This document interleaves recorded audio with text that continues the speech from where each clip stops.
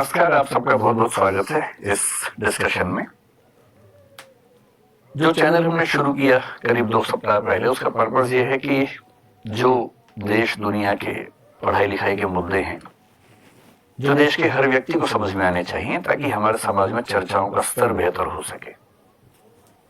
तो उसी प्रोसेस में एक चर्चा, बड़ी समकालिक चर्चा है, समकालीन चर्चा है, जिसका विषय है कि जो पॉलीग्राफ टेस्ट है, जो नार्को टेस्ट है, और एक टेस्ट और है ब्रेन मैपिंग, शायद आपने नाम सुना होगा। इनको लेकर क्या पॉलिटिक्स है, इनके पीछे क्या साइंस है, क्या टेक्नोलॉजी है, क्यों होता है, होना चाहिए कि नहीं होना चाहिए, बहुत सारे सवाल हैं। और ये सवाल क्यों है, क्यों मेरे मन में आया? मन में इसलिए आया कि मैं पिछले 1 सप्ताह में जब घर जाता हूं अपने, तो मेरे पिताजी टीवी देख रहे होते हैं, उनको न्यूज देखने का बड़ा शौक है। और न्यूज आजकल देश में एक ही चल रही है कि जो आफ्ताब श्रद्धा वाले मामले में जो बेरहमी से कत्ल हुआ, उसके बाद की जो इन्वेस्टिगेटिव प्रोसेस है, उस प्रोसेस में कभी आता है कि पॉलीग्राफ टेस्ट होने वाला है, फिर आता है कि परमिशन, जो एक्यूज है, एक्यूज समझते हैं ना, एक्यूज का मतलब जिसके ऊपर आरोप है, एक्यूज बोलते हैं, आरोपी। अभी कन्विक्ट नहीं है, कन्विक्ट का मतलब है जिसके ऊपर आरोप सिद्ध हो गया हो, जो अपराधी हो। तो ध्यान रखना है, अपराधी मतलब कन्विक्ट, एक्यूज्ड मतलब आरोपी जिसपे आरोप है। तो जो एक्यूज्ड है उसकी परमिशन मिलेगी तो पॉलीग्राफ होगा, उसकी परमिशन मिलेगी तो नार्को होगा, उसकी परमिशन मिलेगी तो ब्रेन मैपिंग टेस्ट होगा। तो मेरे पिताजी ने एक सवाल पूछा कि यार इतना इससे पूछते क्यों है, क्यों परमिशन चाहिए इसकी, ये तो क्रिमिनल है। और फिर अगले दिन सुन लिया कि टेस्ट हो गया, लेकिन इस टेस्ट के रिजल्ट को गवाही माना नहीं जा सकता है, प्रूफ माना नहीं जा सकता है, एविडेंस मान नहीं सकते हैं। तो उन्होंने मुझसे वैसे ही पूछा कि यार तुम इतने चीजों पर बोलते हो, थोड़ा इस पर बताओ ना कि ये क्या मामला है, हम समझ नहीं पा रहे। तो मैंने डिसाइड किया कि अगला जो डिस्कशन है इसी विषय पर करते हैं। मैं कानून का विद्यार्थी रहा हूं और इसमें बहुत सारे ऐसे मसले हैं जो कानून के हैं, तकनीक के हैं। और जो मैं आपके बारे में जानता हूं वो ये कि आप सिंपल ग्रेजुएट्स हैं और अभी अपने यूपीएससी की तैयारी सीरियसली की नहीं है। तो मैं ये भी चाह रहा हूं कि ऐसी ऑडियंस के सामने ही बात करूं जो ऑडियंस देश के सामान्य ऑडियंस को रिप्रेजेंट करे, ताकि हर व्यक्ति इस बात को समझ सके। ठीक? तो मैं एक बहुत बुनियादी मुद्दे से बात शुरू करता हूं, और वो ये है कि कोई सच बोल रहा है या झूठ कैसे पता लगाए। आप में से कुछ लोग ऐसे होंगे जो चाह के भी झूठ नहीं बोल पाते होंगे, बोलते होंगे तो उनके चेहरे पर ऐसा भाव आ जाता होगा कि झूठ बोल रहे हैं, छिपा ही नहीं पाते हैं। ऐसे लोगों के बारे में एक बहुत प्रसिद्ध कवि हरिवंश राय बच्चन, आपने नाम सुना होगा, अमिताभ जी के पिताजी और अभिषेक बच्चन के दादाजी। उन्होंने एक बड़ी अच्छी पंक्ति लिखी थी खुद को संबोधित करते हुए, गर छिपाना जानता तो जग मुझे साधु समझता, शत्रु मेरा बन गया है छल रहित व्यवहार मेरा। यानी मुझे छिपाना नहीं आता, अगर मुझे छिपाना आता तो लोग मुझे साधु समझते, पर मैं छिपा ही नहीं पाता हूं। तो मेरी कमजोरियां, मेरी गलतियां सामने आ जाती हैं और लोग समझ जाते हैं कि मैं साधु नहीं हूं, मैं एक बहुत सामान्य व्यक्ति हूं। पर आप में से कुछ लोग शायद ऐसे भी हों जिनको बहुत सफाई से बात छिपाने की आदत आती हो। आपको न भी आती हो, आपके आसपास ऐसे कुछ लोग तो होंगे ही होंगे जो झूठ बोलते हैं और बड़ी सफाई से बोलते हैं, कायदे से बोलते हैं। उनके बारे में भी एक बहुत प्रसिद्ध शायर ने एक शेर लिखा, वसीम बरेलवी, शायद नाम सुना हो आपने, बहुत प्रसिद्ध शायर हुए हैं। वो कह रहे हैं, वो झूठ बोल रहा था बड़े सलीके से, वो झूठ बोल रहा था बड़े सलीके से, मैं एतबार न करता तो क्या करता। ऐसे भी लोग होते हैं। अब दिक्कत यह है कि हम जिस सोशल सेटिंग में हैं, जिस समाज में हैं, जिन संबंधों में हैं, हमारे बहुत सारे फैसले इस बात पे टिके होते हैं कि हमसे जो व्यक्ति बात कर रहा है वो सच बोल रहा है कि झूठ बोल रहा है। और ऐसी कोई मशीन तो है नहीं कि हम जान लें। तो फिर लोग क्या करते हैं? बहुत छोटा बच्चा झूठ नहीं बोलता है क्योंकि उसके पास झूठ बोलने की कोई वजह नहीं है, उसे झूठ बोलने की समझ भी नहीं है। बहुत छोटा बच्चा जब झूठ बोलना सीखता भी है तो पकड़ा जाता है, क्योंकि उसको झूठ बोलने की अदा नहीं आती है। सूरदास के काव्य में एक बड़ा अच्छा प्रसंग है, जिसको यूं समझिए कि कृष्ण जी ने मक्खन खा लिया है, उनकी माँ को पता लगा कि मक्खन गायब हो गया है। माँ ने बच्चे से पूछा, बेटा मक्खन गायब हो गया, तुमने तो नहीं लिया? कृष्ण जी के मुंह पे मक्खन लगा हुआ है, चेहरे पे, नाक पे, सब जगह लगा हुआ है, और बड़ी मासूमियत से कह रहे हैं, नहीं मम्मी मुझे तो नहीं पता मक्खन कहाँ चला गया। अच्छा, मम्मी बहुत खुश हो रही है उस अदा पे, उस बचपन को देख के, कह रही है, बेटा तुमने तो नहीं लिया होगा, मैं जानती हूँ। कृष्ण ने कहा कि मम्मी मैंने तो नहीं खाया, पता नहीं किसने खा लिया। तो मम्मी कह रही है कि बेटा मैं जानती हूँ तुम तो खा ही नहीं सकते हो, तुम तो बहुत ही अच्छे बच्चे हो, चलो हम मिलकर ढूंढ दें किसने खाया, कहाँ चोरी हो गया। वो दोनों ढूंढ रहे हैं। अब बच्चा नहीं समझ पा रहा है कि बच्चे की चोरी पकड़ी जा चुकी है, क्योंकि बच्चों को झूठ बोलना नहीं आता है। सीखते हैं समय के साथ साथ, हम सबने सीखा है, आपने भी सीख लिया होगा, लेकिन बहुत छोटे बच्चों को नहीं आता है। बोलते हैं क्योंकि बच्चों के पास अपने डिफेंस का एक ही मैकेनिज्म है, झूठ बोलना।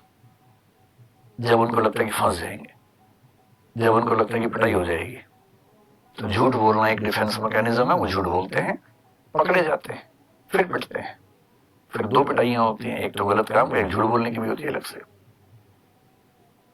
धीरे धीरे बच्चे अभ्यस्त हो जाते हैं कि झूठ ऐसे बोलना है कि पकड़ा ना जाए, और फिर वो जब थोड़े मैच्योर होते हैं, किशोरावस्था में आते हैं, वहां तक आ जाते झूठ ठीक से बोलने लगते हैं। किशोरावस्था में उनकी उम्र में ऐसी चीजें होती हैं, फिजिकल चेंजेस होते हैं, उनका पर्सपेक्टिव चेंज होने लगता है, पेरेंट्स उनको दोस्त कम दुश्मन ज्यादा नजर आने लगते हैं, झूठ बोलने की वजहें बढ़ जाती हैं, अपना गैंग होता है, उस गैंग में सारी बातें होती हैं, कितना बताएं। तो जरूरत पड़ने पर, अगर पेरेंट्स बहुत अच्छे हैं तो झूठ की जरूरत नहीं, टीचर्स बहुत अच्छे हैं तो झूठ की जरूरत नहीं पड़ती है। पर अगर टीचर्स और पेरेंट्स उतने समझदार ना हो तो बच्चों के पास एक ही रास्ता बचता है कि झूठ बोल के अपने आप को बचाएं, अपने रास्ते निकालें। अब पेरेंट्स बड़े खुंदक में रहते हैं, वो जानना चाह रहे हैं कहाँ गया था, किससे बात कर रहा था। बच्चा नहीं बताएगा। पेरेंट्स उसका फोन चेक करेंगे तो बच्चे नाम ही कुछ और सेव कर रखा है। चेक कर लीजिए, कितना भी चेक कर लीजिए। बात हो रही थी भारती से, नाम लिखा भारत, अब कितना आप कर लेंगे, कितना चेक कर लेंगे। ऑफिस लिखा हुआ है, ऑफिस बॉस, आप कितना चेक करेंगे। बच्चों के पास उपाय है इस चीज का। तो दुनिया के हर समाज में पेरेंट्स के सामने, टीचर्स के सामने, राज्य के सामने चुनौती ये रही है कि सच कैसे जाने। तो इसके उपाय कई तरह के, कुछ इमोशनल उपाय हैं, जैसे पेरेंट्स करते हैं, दोस्त करते हैं, खा मेरी कसम, एक तो ये उपाय है। जब आपको शक हो किसी पे कि झूठ बोल रहा है, आप क्या बोलेंगे, मेरी कसम खा, मुझे छू के बोल, मर जाऊंगा मैं झूठ बोला तो जो इमोशनली कच्चे लोग हैं वो घबरा जाते हैं, नहीं नहीं नहीं मैं ऐसे नहीं मरना चाहिए, अच्छा सॉरी मैंने झूठ बोला। पर ये भी 2-4 बार चलता है, उसके बाद वो व्यक्ति मजबूत हो जाता है, तो उसको पता मरता मरता कोई है नहीं बिना बात के, मरता हर बार मैं ही हूं। फिर अगली बार वो बोलता है कि कसम से भाई, तेरी कसम, सिर पे हाथ रख, तेरी कसम, और उसे फर्क ही नहीं पड़ रहा, इतना सफाई से झूठ बोल रहा है, और सामने वाला बोलता कसम तो झूठी नहीं खाएगा, तो इसका मतलब सच है, भरोसा कर लिया। कुछ लोग और करते हैं कि अगर तो झूठ बोल रहा है तो ये जो मिर्च है इसमें धुआं निकलेगा, आग लगाएंगे तो नहीं तो धुआं नहीं निकलेगा, कुछ ऐसे उपाय करते हैं। चाइना में एक उपाय ये किया गया, जिसको आप पॉलीग्राफ का पहला एग्जाम्पल दुनिया का मान सकते हैं, कि जो अभियुक्त है उसको कच्चा चावल खिलाते थे, और कंसेप्ट ये था कि जब हम डरे होते हैं तो हमारे मुंह में सलाइवा यानी कि लार नहीं बनती है, और अगर कोई झूठ बोलेगा तो डरेगा, डरेगा तो सलाइवा नहीं बनेगा, सलाइवा नहीं बनेगा तो जो कच्चा चावल चबाया है वो सूखा रह जाएगा, और लार बन गई तो इसका मतलब डर नहीं रहा था, डर नहीं रहा था मतलब सच बोल रहा था। बहुत ट्रेडिशनल उपाय है, बहुत मीनिंगफुल नहीं है, लेकिन हाँ ऐसा होता था गांवों में। अब पुलिस क्या करे, पुलिस को हजारों लाखों करोड़ों मामले सुलझाने हैं, बहुत सारे क्रिमिनल केसेस होते हैं, कुछ सिविल केसेस होते हैं, तो सिविल से तो पुलिस का ज्यादा लेना देना नहीं है, पर क्रिमिनल तो है।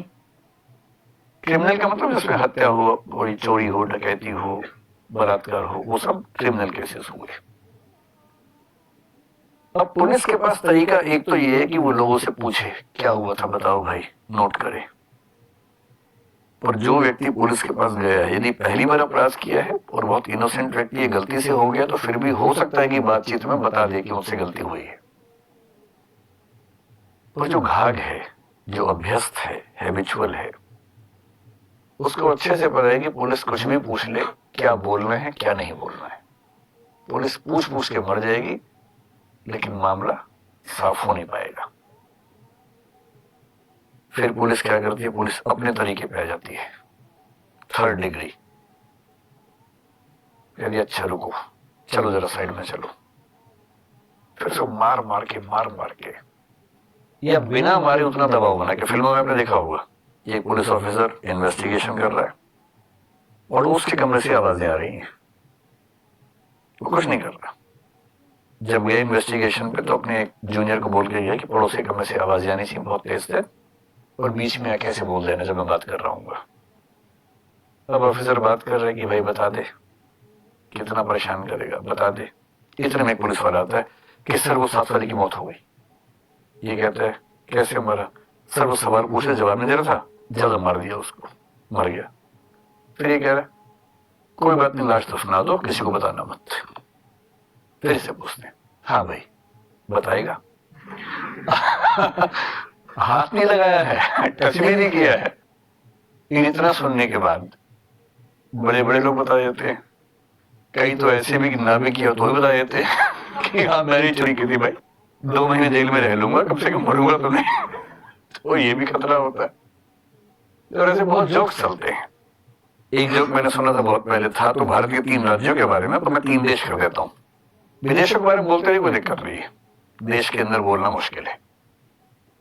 तो इमेजिन कीजिए कि जापान, चीन और नॉर्थ कोरिया में कंपटीशन है। एक व्यक्ति गुम हो गया है, उसे ढूंढना है पुलिस को। पहले जापान को चांस मिला, जापान ने 7 दिन लगा दिए। कैसे किया? सारे सैटेलाइट, उसका फोन ट्रैक किया और जो उसकी लोकेशन से वो सब ट्रैक करके फिर पूछताछ करके आखिरकार उसको ढूंढ लिया। करीब 6-7 दिन लग गए। चाइना ने कहा ये कोई तरीका हुआ, हम तो बहुत जल्दी कर देते हैं। फिर चाइना के पास केस गया, उसने 2 दिन में ढूंढ दिया। तो कैसे ढूंढा?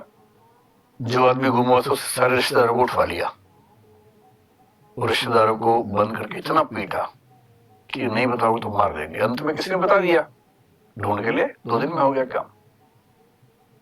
फिर केस नॉर्थ कोरिया गया, नॉर्थ कोरिया ने 1 घंटे में सॉल्व कर दिया। कैसे किया? तो जो आदमी गुम हुआ था उसका नाम ली था मान लीजिए, तो ली गुम हुआ, कंप्लेंट हुई कि ली गुम हो गया है। ली की फोटो देखी, उसी शक्ल का आदमी ढूंढा एक और, उसको पकड़ा, खूब कस के पीटा, बोल तू ली है, बोल तू ली है। और 2 घंटे बोला हाँ मैं ली हूं, और कैमरे के सामने दिखा दिया कि ली पाया गया, इसकी शक्ल थोड़ी बदल गई है पर है ली ही, इसी से पूछ लो। बोल रहा मैं ली हूं, क्योंकि उसको पता वरना पिटूंगा और ज्यादा। तो इन्वेस्टिगेशन के प्रोसेस में 3rd डिग्री का मतलब ये होता है कि किसी को मार पीट के या बिना मारे पीटे ऐसा दबाव बना के जिस दबाव को वो झेल ना पाए। कभी कभी ये भी होता है कि पड़ोस की जगह से आवाज ही नहीं आती कि मर गया। फिर क्या होता है, किससे पूछने की, देख भाई बता दे। कह रहे सर मैंने कुछ किया ही नहीं। चल कोई बात नहीं। तो एक आदमी के बोलता है कि सर इनके पेरेंट्स को और बच्चों को उठवा लिया है, क्या करना है? और वो जो सुल्तान नाम का कसाई है उसके पास भेज दिया है, मरवा दें भी रखना जिंदा शाम तक। अभी कह रहे कि 1 घंटा रुको भी फिर देखते हैं। ये कह रहे भाई बता दे, नहीं बताएगा। फिर उसको बोलते हैं यार 1 घंटे में अगर ये बता दे तो ठीक है, वरना पूरा खानदान साफ कर देना। करेगा नहीं, लेकिन उस समय उस व्यक्ति को लगता है कि मैं खत्म, परिवार खत्म। पुलिस को शौक नहीं है ये सब करने का। पुलिस के ऊपर दिक्कत ये कि इतने केसेस हैं, सॉल्व ना करे तो टीवी चैनल, अखबार पीछे पड़ जाते हैं कि कैसी पुलिस है, कोई काम नहीं करती है। सॉल्व करने के जो वैध तरीके हैं वो उनके लिए बहुत यूजफुल नहीं है, दबाव उनके ऊपर बहुत ज्यादा है। और इस वजह से एक संकट हमेशा रहता है कि हम किसी आरोपी से, किसी एक्यूज से, किसी गवाह से सही बात कैसे पूछें। और 20th सेंचुरी में 19th सेंचुरी के अंत से कहना चाहिए कमाल होना शुरू हुआ तकनीक के क्षेत्र में। और ऐसा कमाल हुआ कि अब हम किसी व्यक्ति से सही बात जान सकते हैं इसके बावजूद कि वो बताना नहीं चाह रहा। और ऐसी तकनीकें बहुत सारी हैं, 3 प्रमुख तकनीकें हैं जिन पर आज हम बात करेंगे। उनमें से एक तकनीक का नाम है पॉलीग्राफ, एक का नाम है नार्को एनालिसिस और एक का नाम है ब्रेन मैपिंग। तो पहले थोड़ा समझते हैं कि क्या है, फिर अंत में इस मामले में आएंगे कि इनको कंपल्सरी करना ठीक रहेगा या नहीं रहेगा, इनकी जो एडमिसिबिलिटी है, इनको एविडेंस के तौर पर मानना वो अपने आप में ठीक है या उसमें कुछ खतरे हैं, वो सब बातें उसके बाद समझेंगे। तो 3 तकनीक हैं और इन तकनीकों को अगर हमें समझना हो कि कौन सी तकनीक है,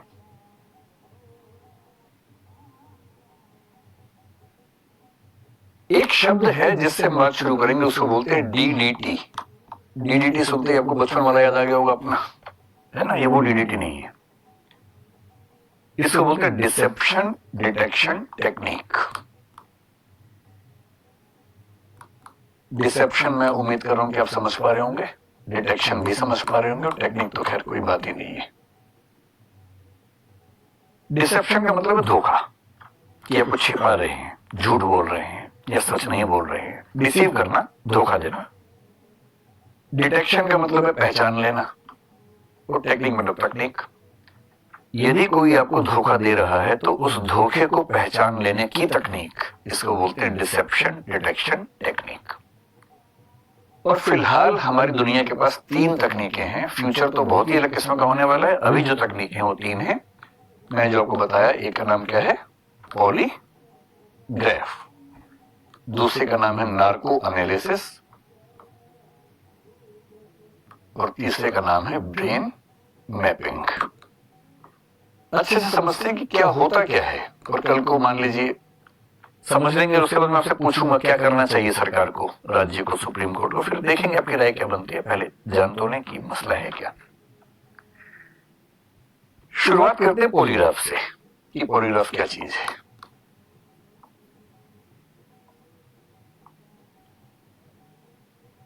पॉलीग्राफ के लिए एक शब्द आपने और सुना होगा, उसको बोलते हैं लाई डिटेक्शन टेक्निक। तो आपने सुना है कि झूठ पकड़ने वाली मशीन होती है कुछ, लाई डिटेक्टर, तो लाई डिटेक्टर को ही बोलते हैं पॉलीग्राफ। पॉलीग्राफ उस मशीन का नाम है जो झूठ पकड़ती है, इसलिए सामान्य भाषा में बोलते हैं झूठ पकड़ने की मशीन या लाई डिटेक्टर।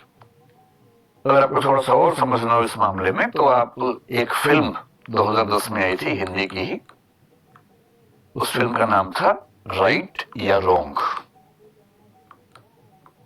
आपने से कितने लोगों ने फिल्म देखी है? बस 3 लोगों ने देखी है। चलिए देख लीजिएगा इसी बहाने। ये फिल्म लगभग पूरी तरह से इसी टेस्ट पे बेस्ड है। सनी देओल इसमें एक कैरेक्टर है जिसके ऊपर टेस्ट किया गया और टेस्ट फेल हो गया। ये टेस्ट फेल हो जाता है, कोई बहुत समझदार आदमी टेस्ट को फेल कर देता है। इससे भी मन ना माने तो एक टीवी पे प्रोग्राम आया था कुछ साल पहले जिसका नाम था सच का सामना। ये आपने शायद देखा होगा, आपकी जनरेशन की बात है, 5-7 साल पहले मेरे ख्याल से आया था। राजीव खंडेलवाल एक एक्टर हैं, वो इसको होस्ट करते थे। 2 इसके सीजन्स आए थे, फिर बंद हो गया था। बड़ा खतरनाक प्रोग्राम था। इसमें जो पार्टिसिपेंट थे उन्हें इस मशीन के सामने बैठना होता था और उनसे पर्सनल लाइफ के सवाल पूछते थे। झूठ बोलेंगे तो मशीन बोल देगी झूठ बोल रहा है, सच बोल देंगे तो प्राइस तो मिल जाएगा, रिश्ते टूट जाएंगे उसके बाद।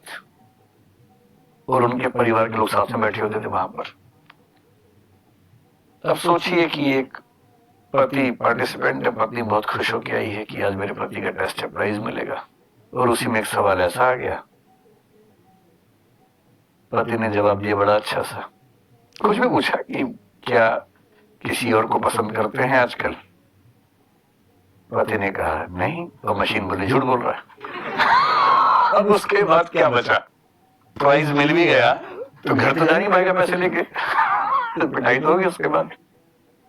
तो ऐसा एक टीवी प्रोग्राम चला था सच का सामना, कहीं मौका मिला तो एक एपिसोड देखिए उससे क्या है, और बहुत डिबेट्स हुई थी उस पर, और बाद में फिर वो बंदी हो गया था। तो ये पॉलीग्राफ टेस्ट के बेस पर कुछ प्रोग्राम्स जो मीडिया में दिखाए गए वो हैं। पॉलीग्राफ टेस्ट क्या होता है, देखिए इसका जो प्रिंसिपल है, एक शब्द समझते हैं, वो शब्द है साइकोसोमैटिक इंटरेक्शन। सारा खेल इस प्रिंसिपल का है। साइकोसोमैटिक शब्द बहुत पॉपुलर है साइकोलॉजी में, कोई मुश्किल चीज नहीं है, मुश्किल शब्द बड़े आसान होते हैं, उसका मतलब समझ लें तो। साइकोसोमैटिक का मतलब है, साइको मतलब जो चीज मन में शुरू होती है, सोमैटिक मतलब जिसका असर शरीर पे भी चला जाता है। फिलॉसफी की दुनिया में, अभी साइकोलॉजी की बात करेंगे, बहुत लंबे समय से एक डिबेट रही है कि जो हमारा सिस्टम है, हम जो एक ह्यूमन बीइंग है, हम क्या है बेसिकली। क्या हम शरीर हैं? कुछ कहते हैं नहीं, शरीर तो बदलता रहता है, मर भी जाता है, पर आत्मा स्थायी रहती है। आत्मा है या नहीं है तो कैसी है, इसका प्रमाण तो कुछ है नहीं, ये तो एजम्पशंस है, मान्यताएं हैं। अधिकांश धर्म मानते हैं इस चीज को, कई दार्शनिक मानते हैं, पर आत्मा को किसी ने देखा तो नहीं है, साबित तो नहीं किया है, वो तो एजम्पशन है। तो कोई कहता है कि नहीं, हम आत्मा है, हम शरीर नहीं है। कोई कहता है कि शरीर भी है, आत्मा भी है, इनके बीच में एक इंटरेक्शन होता रहता है। जैसे डेकार्ट एक फिलोसोफर ने कहा, भारत में आमतौर पर माना गया कि हम शरीर नहीं है, हम आत्मा है। शंकराचार्य ने कहा, कई लोगों ने कहा। इस पर कभी डिस्कस करेंगे कि आत्मा और चेतना को लेकर जो लेटेस्ट टेक्नोलॉजिकल डेवलपमेंट्स हैं, रिसर्चेज हैं, वो क्या संकेत कर रही हैं। बहुत इंटरेस्टिंग आजकल है चीजें ये वाली। और हो सकता है कि सभी धर्मों की मान्यताएं एग्जैक्टली साबित ना हो पाए अगर विज्ञान ने कुछ और एक्सपेरिमेंट्स उस रास्ते पे कर लिए तो। और विज्ञान और धर्म का झगड़ा सदियों से चल रहा है। धर्म की मान्यताएं होती है, विज्ञान उनमें से कुछ को साबित कर देता है, कुछ को खारिज कर देता है, ये सब चलता रहता है, नॉर्मल बात है। तो साइकोसोमैटिक का मतलब ये हुआ कि चेतना या मन में शुरू होने वाली कोई चीज यदि शरीर पे भी असर पैदा कर दे, उसको बोलते हैं साइकोसोमैटिक। जैसे जब आप चिंतित होते हैं, आपका मूड जब खराब होता है, मूड खराब होने की वजह क्या है, एक फीलिंग होती है। फीलिंग तो एक मन की बात है। जैसी मूड खराब हुआ एक फीलिंग की वजह से, वैसे ही आपका एक्टिव होने का मन नहीं करता, आपकी बॉडी पैसिव हो जाती है। लोग कहते हैं कि चलो घूम के आते हैं, फिर नहीं यार मन नहीं कर रहा, मूड नहीं है, शरीर भी काम नहीं कर रहा। किसी को एंजाइटी होती है, बहुत चिंता होती है, तो चिंता के साथ बॉडी में कुछ कुछ वाइब्रेशंस होने लगते हैं। किसी को डिप्रेशन होता है तो उसकी बॉडी एग्जैक्टली काम करना ही बंद कर देती है। इसका मतलब मन में होने वाली समस्याएं हमारे शरीर पर भी असर डालती हैं। इसको बोलते हैं साइकोसोमैटिक इंटरेक्शन।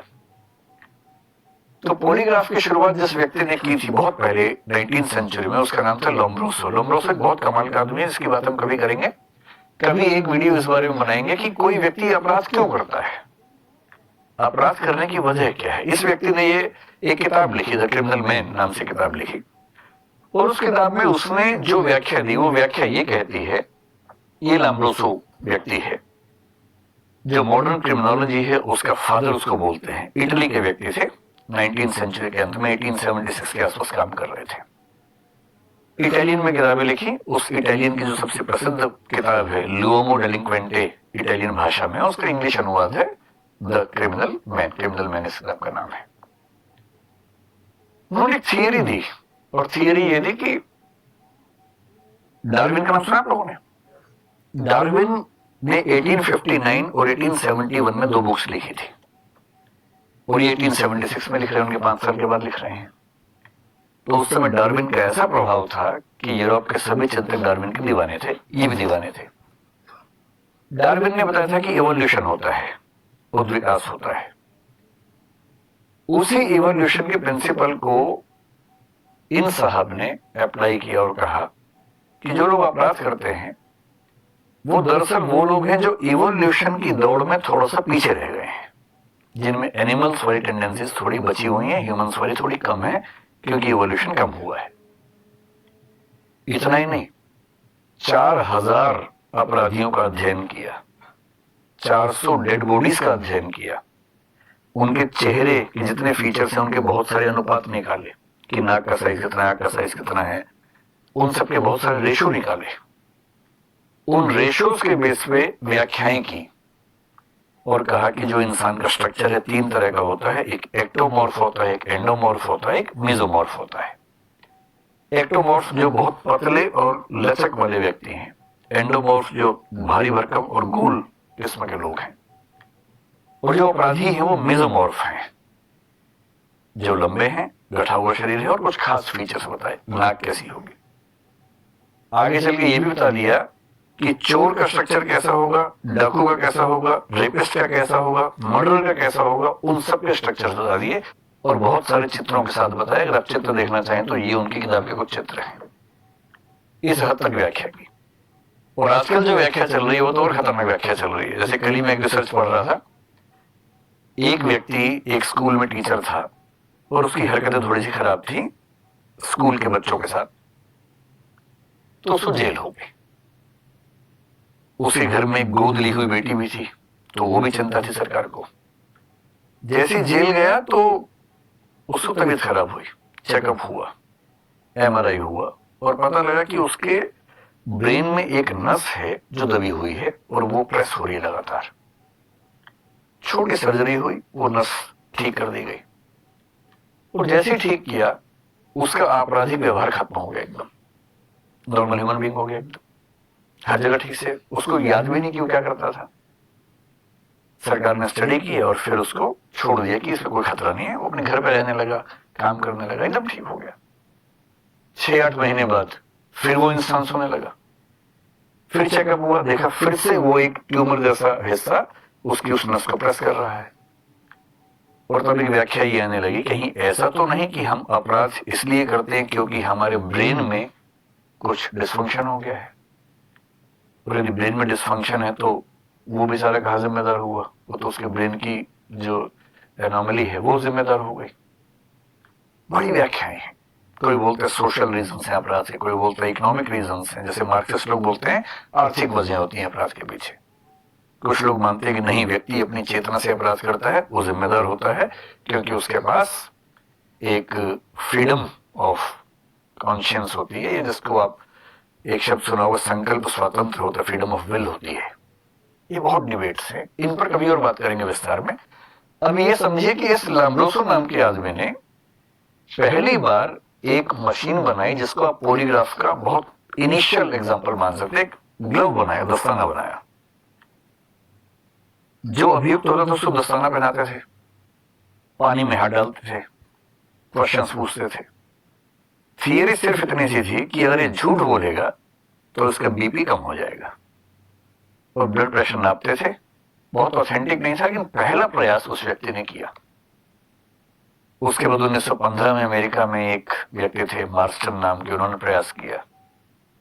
फिर 1921 में एक लार्सन नाम के आदमी अमेरिका में पुलिस के थे, उन्होंने बहुत प्रयास किया और करते करते बहुत डेवलप करने के बाद आज जो पॉलीग्राफ होता है, आज के पॉलीग्राफ में 3-4 चीजें हम लेके चलते हैं। ये पॉलीग्राफ हो रहा है एक महिला का। मेन प्रिंसिपल क्या है? Psychosomatic interaction. हम पूछेंगे सवाल और बुनियादी प्रिंसिपल है कि जब हम झूठ बोलते हैं हम थोड़े से अनईजी होते हैं, थोड़ा घबराते हैं, बेचैन होते हैं। सच बोलना सबसे बढ़िया होता है। सच बोलने में आपको याद नहीं रखना पड़ता क्या बोला, कहां बोला है।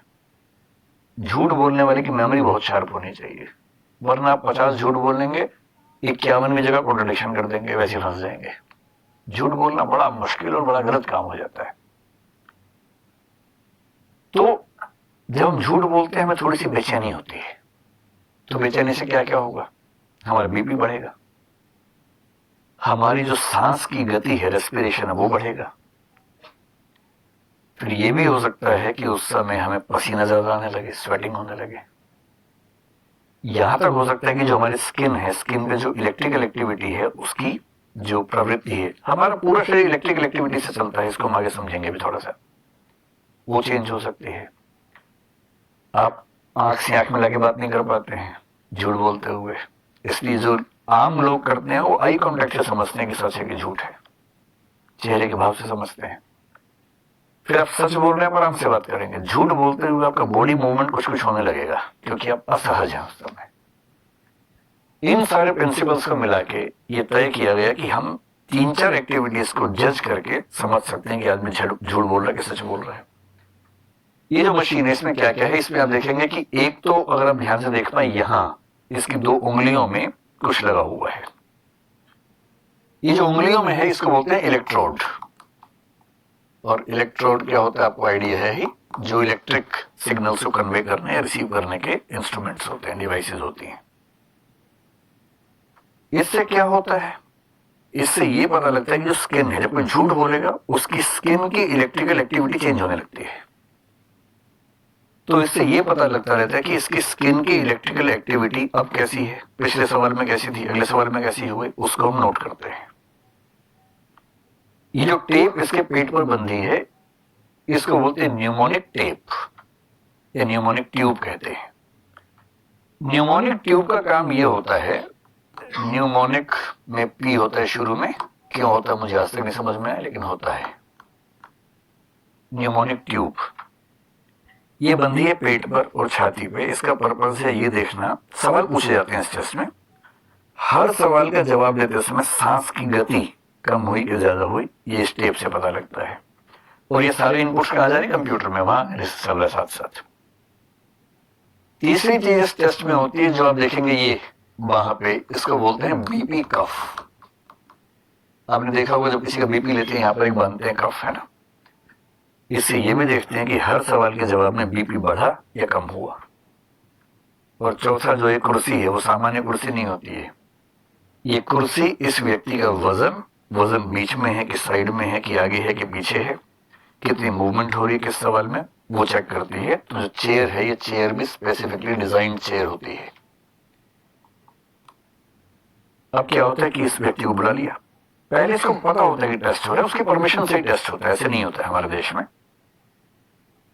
फिर पहले प्री टेस्ट होता है इंटरव्यू, जो व्यक्ति टेस्ट करेगा, जो एक मनोविज्ञान की समझ रखता है, अपराध विज्ञान की समझ रखता है, क्वेश्चनियर बनती है, प्रश्नावली बनती है। पहले उसको बताते हैं कि देखो भाई ये टेस्ट आपने अपनी मर्जी से दिया है, तनाव की बात नहीं है, कुछ सवाल पूछेंगे, डरना वरना एकदम नहीं है, ये मशीन कोई करंट नहीं लगेगा, सिंपल सी बात है कि ये एनालाइज करेंगे कि आप कितना सच बोल रहे हैं। उसको एट ईज ले आते हैं कि तनाव ना हो उसको। फिर जब टेस्ट शुरू होता है कुछ ऐसे सवाल पूछ लेते हैं अजीब अजीब से, आलू का रेट क्या चल रहा है आजकल, कुछ भी ऐसे, ताकि उन सवालों से उसको ये समझ में है कि एक सामान्य सवाल पे उसकी ये सब रेट्स क्या चलती रहती है, या उसके घर के बारे में, परिवार के बारे में कुछ सामान्य सवाल पूछ लेते हैं।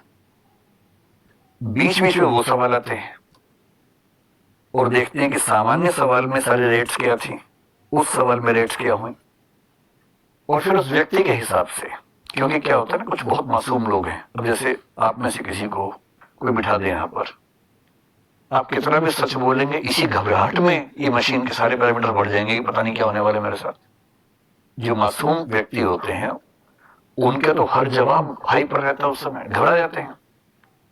कुछ है सुपर घाट टाइप के लोग, मशीन लगा जैसे बैठे हो, वो कह रहे कि देखिए डरने की बात नहीं है, मैं डर ही नहीं रहा, तुम क्यों डर रहे हो, पूछो सवाल, उन्हें फर्क ही नहीं पड़ रहा। इतना अच्छा झूठ बोलते हैं, इतना सलीके से, मैं एतबार न करता तो क्या करता, उस वाले भाव से। तो ऐसा हो सकता है कोई आदमी झूठ बोल रहा हो लेकिन इतने कॉन्फिडेंस से कि ना हिल रहा है, ना हार्ट बीट्स बढ़ रही है उसकी, ना स्किन का करंट चेंज हो रहा है, ना श्वसन की गति बदल रही है, कुछ नहीं हो रहा उसको। और जो बेचारा मासूम से रहा सब कुछ बढ़ गया अचानक डर के मारे, ये खतरा तो होता ही इसमें। तो करते क्या है, शुरू में ना हर व्यक्ति का एक नॉर्मल लेवल जज करते हैं कि किसी का नॉर्मल लेवल 0 हो सकता है, किसी का 4 हो सकता है, वो शुरू 4 से कर रहा है। जो मासूम सा आदमी है हर चीज में 4 लेवल ऊपर बढ़ा हुआ है, तो उसका नॉर्मल 4 मान लेंगे, वहां से काउंट करना शुरू करते हैं गैप कितना आया, कि वो सच बोलेगा तो भी तनाव के 4थे बिंदु पे है, झूठ में तनाव के 8वें बिंदु पे होगा। और जो घायल आदमी है सच बोलते हुए 0 पे है, झूठ पे 0.5 पे गया सिर्फ। तो ऐसे एक अमाउंट फिक्स करते हैं, मात्रा फिक्स करते हैं उस व्यक्ति के अनुसार, और हर क्वेश्चन के साथ नोट करते हैं सारी वैल्यूज और उसकी टोटल वैल्यू क्या निकलेगी। उसके बेस पे तय होता है कि सच की वैल्यू यहां से यहां तक मानेंगे, यहां से यहां तक बोलेंगे झूठ है, और बीच की एक वैल्यू होती है जो कैन नोट से या तय नहीं हो पा रहा। इस तरह से टेस्ट होता है। अब ये टेस्ट आपने अगर देखा हो तो उसके बहुत फेमस एग्जांपल्स, मैंने आपको 2 फिल्मों का या सीरियल का एग्जांपल दिया, वो इसके एग्जांपल्स हैं। कुछ लोग पूछते हैं कि ये टेस्ट अपने आप में प्रामाणिक है या नहीं है, इससे कुछ तय हो पाता है या नहीं, कितना वैलिड है। तो दो बातें हैं। एक अमेरिकन जो इंटेलिजेंस एजेंसी है उसके एक प्रमुख ने कुछ साल पहले एक बयान दिया। उन्होंने कहा कि टेस्ट एकदम बेकार है, अमेरिकन के लिए तो काम करता है, बाकी लोगों के लिए काम नहीं करता, क्योंकि उसको ये भरोसा है कि अमेरिका के लोग सच्चे होते हैं, बाकी लोग झूठे होते हैं। उसने कहा हमने कई ईस्ट यूरोपियन लोगों को देखा जो इस मशीन को आराम से धोखा दे सकते हैं। हाँ, अमेरिकन आमतौर पर फंस जाते हैं। फिर बोला जो एशियंस हैं वो भी इसको धोखा दे सकते हैं आराम से। कल्चर की बात है, जिस कल्चर में सच बोलने पर बहुत जोर दिया जाएगा वहां के लोग झूठ बोलते हैं, वो थोड़ा परेशान होते हैं। लेकिन यदि किसी कल्चर में झूठ को बुरा नहीं माना जाता तो वहां के लोग झूठ को लेकर सहज होते हैं, और सहज हैं, घबरा नहीं रहे हैं, तो उनके सारे पैरामीटर चेंज ही नहीं होते, तो फिर कैसे पकड़ेंगे। और यही चीज दिखाई गई है उस फिल्म में, जिस फिल्म का नाम मैंने बताया राइट या रॉन्ग। सनी देओल है। सनी देओल की पत्नी का अफेयर किसी से चल रहा था और उसे गुस्सा आ गया और उसने पत्नी और उस व्यक्ति का कत्ल कर दिया। अगर मैं ठीक याद कर पा रहा हूं, मैंने फिल्म देखी है तो मुझे ध्यान है कि ऐसा ही हुआ था। अब उसका एक और ऑफिसर, वो ये भी पुलिस में काम करता है, वही पुलिस में, इसका दोस्त भी है, बाद में वो कॉम्पिटिटर हो गया है, इरफान खान। उसे जिम्मेदारी मिली है जांच करने की, और इरफान खान पॉलीग्राफ टेस्ट करता है उसका। अब पॉलीग्राफ में पकड़े जाने का पूरा खतरा है, और फिल्मी थीम क्या है कि वो इतना समझदार है सनी देओल, जितने क्वेश्चंस पूछे हैं ना उसकी हार्ट बीट चेंज हो रही, ना कुछ चेंज हो रहा है, और जहां जहां बढ़ने से साबित होगा कि ये सच बोलता है आदमी, वहां बढ़ रही है। जहां साबित होगा कि झूठ बोल रहा है वहां नहीं बढ़ रही है। और उसने अपनी भावनाओं पर इतना कंट्रोल किया हुआ है कि टेस्ट का वही रिजल्ट आएगा जो ये चाहता है कि आए, और अंत में टेस्ट का रिजल्ट ये है कि ये बेकसूर है। उसे बरी कर देते हैं, और जब वो बरी करके जाता है, फ्लाइट लेता है भारत से बाहर की, और एक पर्ची छोड़ के जाता है अपने दोस्त के लिए, वही जो इन्वेस्टिगेशन ऑफिसर है इरफान खान, और पर्ची में लिखा हुआ है तुम्हारे आरोप सही थे पर तुम साबित कर नहीं सकते। ये है पॉलीग्राफ की असलियत, कुछ दावा नहीं कर सकते। आपको लगता होगा कि ये प्रयोग होना चाहिए ताकि अपराधी पकड़ा जाए, लेकिन इसका ये भी समझना है कि जब हम किसी अपराधी पर इसको लागू करेंगे, आरोपी पर, तो हमें समझना पड़ेगा इसके पीछे के कानून के प्रिंसिपल्स क्या हैं, जिसकी बात अभी हम थोड़ी देर में करेंगे।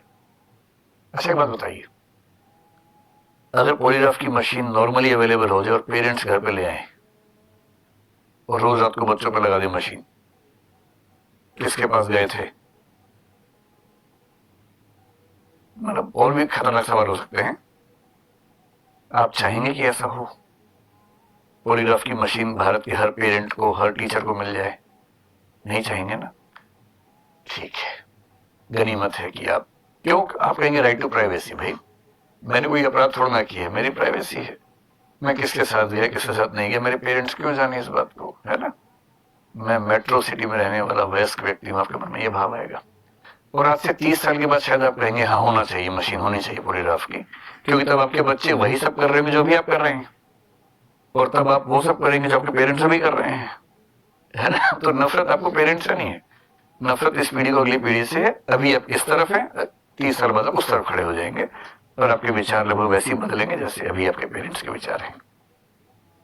अब देखिए दूसरा टेस्ट क्या होता है। दूसरे टेस्ट का नाम, ये देखिए घबराहट हो रही है इसको तो, लेकिन ये तीसरा टेस्ट है। दूसरा टेस्ट जो होता है उसको बोलते हैं नार्को। उसके लिए कोई चित्र है नहीं, क्योंकि उसमें चित्र के लायक कुछ है ही नहीं, चित्र कहां से लाए उसका। नार्को थोड़ा सा रिस्की टेस्ट है, और इसमें क्या होता है, एक दवाई होती है जिसको बोलते हैं सोडियम पेंटोथल। इसका नाम सुना है आपने कभी? सुना है? सुना तो अच्छी बात है, नहीं तो अब सुन लीजिए। एनेस्थीसिया समझते हैं क्या होता है? हाँ, तो बस समझ रहे, सोडियम पेंटोथल वो दवाई है जिसका प्रयोग एनेस्थीसिया के लिए आमतौर पर किया जाता है। एनेस्थीसिया का मतलब है जब किसी को ऑपरेट करते हैं, सर्जरी करते हैं, उसको बेहोश करना होता है, या उसके शरीर के कुछ हिस्से को बेहोश करना होता है ताकि पेन उसको महसूस ना हो, तो वो दवाई देके उसको बेहोश कर देते हैं। तो मेरी तो एक दो सर्जरी छोटी मोटी हुई हैं, तो बड़ा इंटरेस्टिंग होता है। डॉक्टर आपसे बात कर रहा है, बहुत प्यार से बात कर रहा है, बात करते करते लगाता है इंजेक्शन, आप समझ भी नहीं पाते, 3-4 सेकंड में जवान लड़खड़ाती है, फिर पता भी नहीं चलता क्या हुआ। फिर 5 घंटे बाद जब होश आता है तब दर्द होता है पूरे शरीर में, फिर आदमी उछलने कूदने लगता है, बहुत दर्द हो रहा है, लेकिन सर्जरी में पता भी नहीं चलता है। तो ये वो दवाई है जो हमें बेहोश कर देती है। इसी दवाई की एक सीमित मात्रा दी जाती है नार्को टेस्ट में, और इसलिए इस दवाई का एक नाम होता है ट्रुथ सीरम। ट्रुथ सीरम का मतलब हुआ एक ऐसी दवाई जो आदमी से सच बुलवाती है। इसका एक प्रसिद्ध नाम है ट्रुथ सीरम। तो क्या होता है, इस दवाई का असली पर्पज है कि इसको दें तो कुछ घंटों के लिए व्यक्ति एकदम एक खास अवस्था में चला जाता है। उस अवस्था का नाम होता है हिप्नोटिक स्टेट। आपने हिप्नोटिज्म का नाम सुना है? हिप्नोटिज्म में हम जिस स्टेज में जाते हैं उसका नाम है हिप्नोटिक स्टेट। आप सम्मोहित हैं, किसी ने आपको सम्मोहित कर लिया, और सम्मोहन कई लोग सच में करते हैं, उसके पीछे एक पूरी न्यूरोसाइंस काम करती है। पैरासाइकोलॉजी में आजकल खूब स्टडीज इस पे होती हैं, कभी वो भी डिस्कस करेंगे। जब कोई हिप्नोटिक स्टेट में होता है या हिप्नोटाइज हो गया होता है, इसका मतलब ये जो दवाई से हुआ, और भी तरीके हो सकते हैं। इस समय क्या होता है, एक सिडेटिव स्टेट कहते हैं, वो भी इसी का नाम है। तो इनमें से कोई भी शब्द आप पढ़े उसका वही मतलब। इसमें होता क्या है, आप सोए नहीं हैं, आप जाग रहे हैं, हल्की हल्की चेतना है, बीच में नींद आ जाती है, फिर कोई थप्पड़ मार के उठा देगा तो उड़ जाएंगे, ये चलता रहता है। इस समय आपकी basic intelligence, basic response system काम कर रहा है। किसी ने आपसे क्वेश्चन पूछा, आप उसका आंसर दे पा रहे हैं, कोई दिक्कत नहीं। हाँ, ये है कि पूरा सेंटेंस नहीं बोल पा रहे, थोड़ा सा बोलते सो जाते हैं, फिर उठाया, फिर थोड़ा सा बोला, ये सब चलता रहता है। आपकी मेमोरी काम कर रही है, उसमें कहीं कोई दिक्कत नहीं है, आप क्वेश्चन आंसर कर पा रहे हैं, मेमोरी कर पा रहे हैं, ठीक है वहां तक। लेकिन जो एक चीज होती है इमेजिनेशन, एक चीज होती है क्रिएटिविटी, एक चीज होती है एनालिसिस या एनालिटिकल एबिलिटी, ये आपकी उस समय गायब हो जाती है। आप कुछ इमेजिन नहीं कर सकते, कुछ नया नहीं सोच सकते, ये नहीं सोच सकते कि इस सवाल का जवाब देने से मुझ पर क्या असर पड़ेगा, एनालाइज नहीं कर पाएंगे। और इसका मतलब ये हुआ क्योंकि आप ये सब कर नहीं पा रहे, आप कोई नई कहानी जोड़ नहीं पाएंगे। वरना कोई आपसे पूछे कहां गए थे, तो मैं चिंटू के पास गया था, गए थे चिंटी के पास, लेकिन आप बोल रहे चिंटू के पास गया था। पापा भी समझदार है, पापा ने फोन कर दिया उसको। और दोस्त लोग इतने बढ़िया होते हैं, पहले से उनकी अंडरस्टैंडिंग रहती है। जैसे फोन आया एक्स के पापा का चिंटू के पास कि बेटा तुम्हारे पास आया था, बोले हाँ अंकल अभी तो गया, अभी 1 मिनट पहले गया अभी। क्योंकि उसको पता है जब भी अंकल का फोन है ये बोलना है। एक तो जोक चल रहा था कि एक बच्चा घर पे नहीं है, तो पेरेंट्स ने 10 दोस्तों को फोन किया, उनमें से 8 ने कहा अभी भी गया है, दूर दूर रहते थे, अभी भी गया है। एक ने कहा अंकल बाथरूम में भी आ रहा है, और एक तो आवाज बदल के बोला मैं ही तो बोल रहा हूँ पापा, जबकि वो घर में था बच्चा। दोस्त तो पार्टनर्स इन क्राइम है ना, वो तो रिश्तेदार हैं, उनकी गवाही की क्या वैल्यू है। लेकिन जब कोई गवाही लेगा, अब मान लीजिए कि कोई फंस गया और उसको ये इंजेक्शन लगा दिया, और फिर उससे पूछा, अब मैं अगला सवाल पूछूंगा क्या पेरेंट्स के हाथ में आना चाहिए कि आप घर आए, पेरेंट्स लगाए इंजेक्शन, लेटाया कि चल बेटा आप बताना शुरू कर क्या था, और आप सारे नाम बता देंगे उसके बाद, तो कितना रिस्की हो जाएगा। तो आप इमेजिन नहीं कर सकते। सामान्य स्थिति में क्या होता है, पापा ने कुछ पूछा, बेटा पैसे दिए थे इतने कहां चले गए, आपको सोचा नहीं था पहले आपने सवाल आएगा। अब जवाब देने के प्रोसेस में आपका दिमाग इतना तेज चल रहा है उस समय, आप इमेजिन कर रहे हैं क्या बोल के रास्ता निकालूं, और आप कुछ ऐसे खर्चे बताएंगे जो बहुत जेन्युइन लगेंगे, और थे नहीं लेकिन आप बोल देंगे, क्योंकि आप क्रिएटिव हैं, इमेजिनेशन है, एनालाइज कर पा रहे हैं। ये सारी क्षमताएं खत्म हो गई इस इंजेक्शन के बाद, और अभी व्यक्ति लेटा हुआ है, इससे बातचीत चल रही है, इससे पूछने अब बताओ चाकू कहां छुपाया था, अब बताओ फ्रिज में क्या क्या रखा था, अब बताओ अंगूठी किसको दी थी, इस तरह के। और कभी कभी हाँ या ना वाले सवाल जवाब उस तरह से होता है। ये बहुत ही ऑथेंटिक किस्म का टेस्ट होता है। मतलब अभी इस पे डिबेट चल रही है, अलग बात है, लेकिन बहुत मजे की बात है कि नार्को एनालिसिस अपने आप में एक बहुत ही ऑथेंटिक टेस्ट हो सकता है कुछ मामलों में। इसके एग्जाम्पल अगर आपको देखने हो, इसका प्रयोग पहली बार हमारे देश में हुआ था गोधरा के मामले में। गोधरा को 2002 का एक प्रसंग था, रेल में जो आग लगी उसके बाद दंगे हुए। तो जो रेल में आग लगी जिन लोगों पर आरोप था उनका नार्को टेस्ट हुआ। उसके बाद कई मामलों में हुआ। आपने एक मामला सुना होगा आरुषि हत्याकांड, तलवार फिल्म 2015 में आई है, देखिए तो बढ़िया, नहीं तो देखिए उसमें नार्को टेस्ट पूरा होता हुआ दिखाया हुआ है। वो नार्को टेस्ट है जो आरुषि के फादर के 3 स्टाफ मेंबर्स पे हुआ था, जिनमें सबसे फेमस टेस्ट हुआ था कृष्णा का। और उसकी जो रिपोर्ट, उसकी जो वीडियोग्राफी थी वो लीक भी हो गई थी, लीक हो गई थी या क्या जैसे भी हुआ, मतलब लीक हो गई थी और बहुत लोगों ने देखा। उसी की वजह से फिल्म बनी तलवार। तलवार नाम की फिल्म है जो विदेशों में गिल्टी नाम से आई थी, यहां तलवार नाम से आई थी। उसे पूरा नार्को टेस्ट का प्रोसेस बताया हुआ कैसे कैसे होता है। नार्को टेस्ट से बचना लगभग नामुमकिन है, क्योंकि आप पॉलीग्राफ में ये कर सकते हैं कि इमोशंस को कंट्रोल कर लिया, इसमें तो कुछ है ही नहीं आपके कंट्रोल में, इसमें कैसे कंट्रोल करेंगे। इसके जो सबसे सक्सेसफुल नमूना है, आपने तेलगी का मामला सुना है कभी? नहीं सुना होगा। एक अब्दुल करीम तेलगी नाम का आदमी था, 1980-90 के दशक में उसने क्या किया, स्टाम्प पेपर्स का घोटाला किया, बहुत बड़ा, मतलब कई 100 करोड़ रुपए घोटाला था।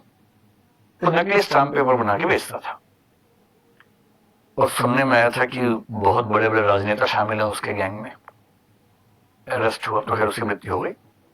नार्को टेस्ट हुआ और मजे की बात है, नार्को टेस्ट में उसने 2 बड़े नेताओं के नाम बोल दिए।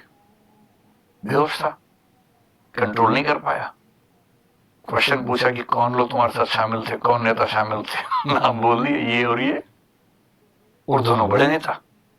अब मैं नाम बोलूंगा नहीं क्योंकि अंत में साबित हुआ नहीं वो चीज।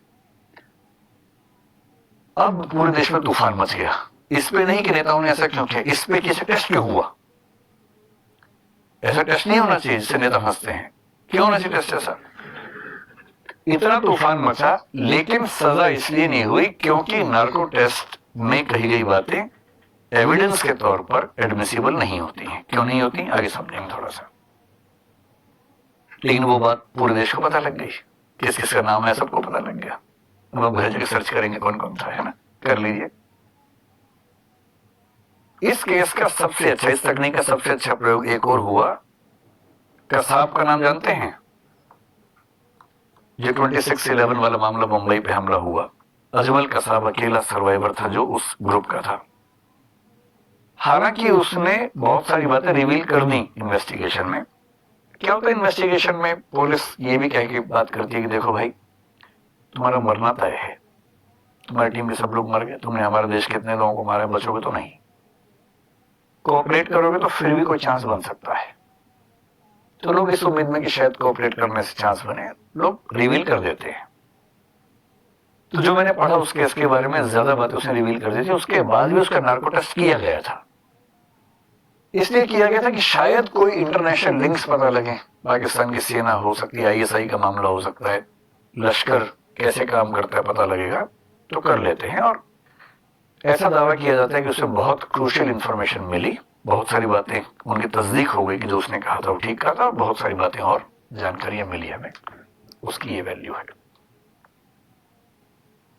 तो ये सारे ऐसे केसेस हैं जिसमें नार्को टेस्ट हुआ, और नार्को टेस्ट की वैलिडिटी को लेकर जनरल परसेप्शन ये है कि नार्को से बचना नामुमकिन है, बशर्ते क्वेश्चनेयर ठीक बनाया गया हो, क्वेश्चंस पूछने वाला सही व्यक्ति हो, जो आंसर्स हैं उन आंसर्स के बेस पर रिपोर्ट बनाने वाला व्यक्ति समझदार हो। तो नार्को टेस्ट से बचना बहुत मुश्किल काम है, ये इसके बारे में एक सामान्य राय है। इस केस में नार्को भी हो चुका है, लेकिन नार्को को लेकर एक दिक्कत की बात है कि रिस्की है थोड़ा सा। वैसे तो एनेस्थीसिया से बहुत कम लिया जाता है, उसमें जान का खतरा नहीं होता है, लेकिन एक प्रिजम्पशन है कि हर व्यक्ति के शरीर की एनेस्थीसिया को झेलने की ताकत अलग अलग होती है। डॉक्टर पूरी स्टडी करते हैं पहले। आप कभी किसी की सर्जरी होगी ना, तो उस सर्जरी से पहले जो एनेस्थीसिया के एक्सपर्ट्स होते हैं वो उस पूरे व्यक्ति को स्टडी करते हैं ठीक से कि उसके लिए कितनी डोज ठीक होगी। बहुत ध्यान रखना पड़ता है सर्जरी के दौरान। कम दी और पता लगा ऑपरेशन बीच में उठ के बैठ गया और अभी काट ही रहे थे उसका हाथ पैर, तभी दिक्कत है। ज्यादा दी, पता लगा उठा ही नहीं कभी, ये भी खतरा होता है कि ज्यादा डोज मिली तो मर जाता है आदमी। तो बहुत माइन्यूट लेवल पर डोज को चेक करना पड़ता है उसमें, और इसमें उससे कम देना होता है, केवल सवाल पूछने। तो चिंता होती है कि अगर डोज कम रह गई तो हो सकता है कि वो होशो हवास में जवाब दे रहा हो और हमें लग रहा हो कि बेहोश है। ज्यादा दी तो हो सकता है कि वो परमानेंटली किसी ऐसी अवस्था में कोमा में चला जाए, ये भी खतरा होता है। तो रिस्क फैक्टर को लेकर थोड़ा सा डर लगता है इस चीज को लेकर, लेकिन वैसे इसकी ऑथेंटिसिटी बहुत अच्छी है। अब ये जो आप देख रहे हैं ना, देख के लग रहा है बड़ा खतरनाक मामला है। ये टेस्ट नंबर 3 है, जिसको बोलते हैं ब्रेन मैपिंग।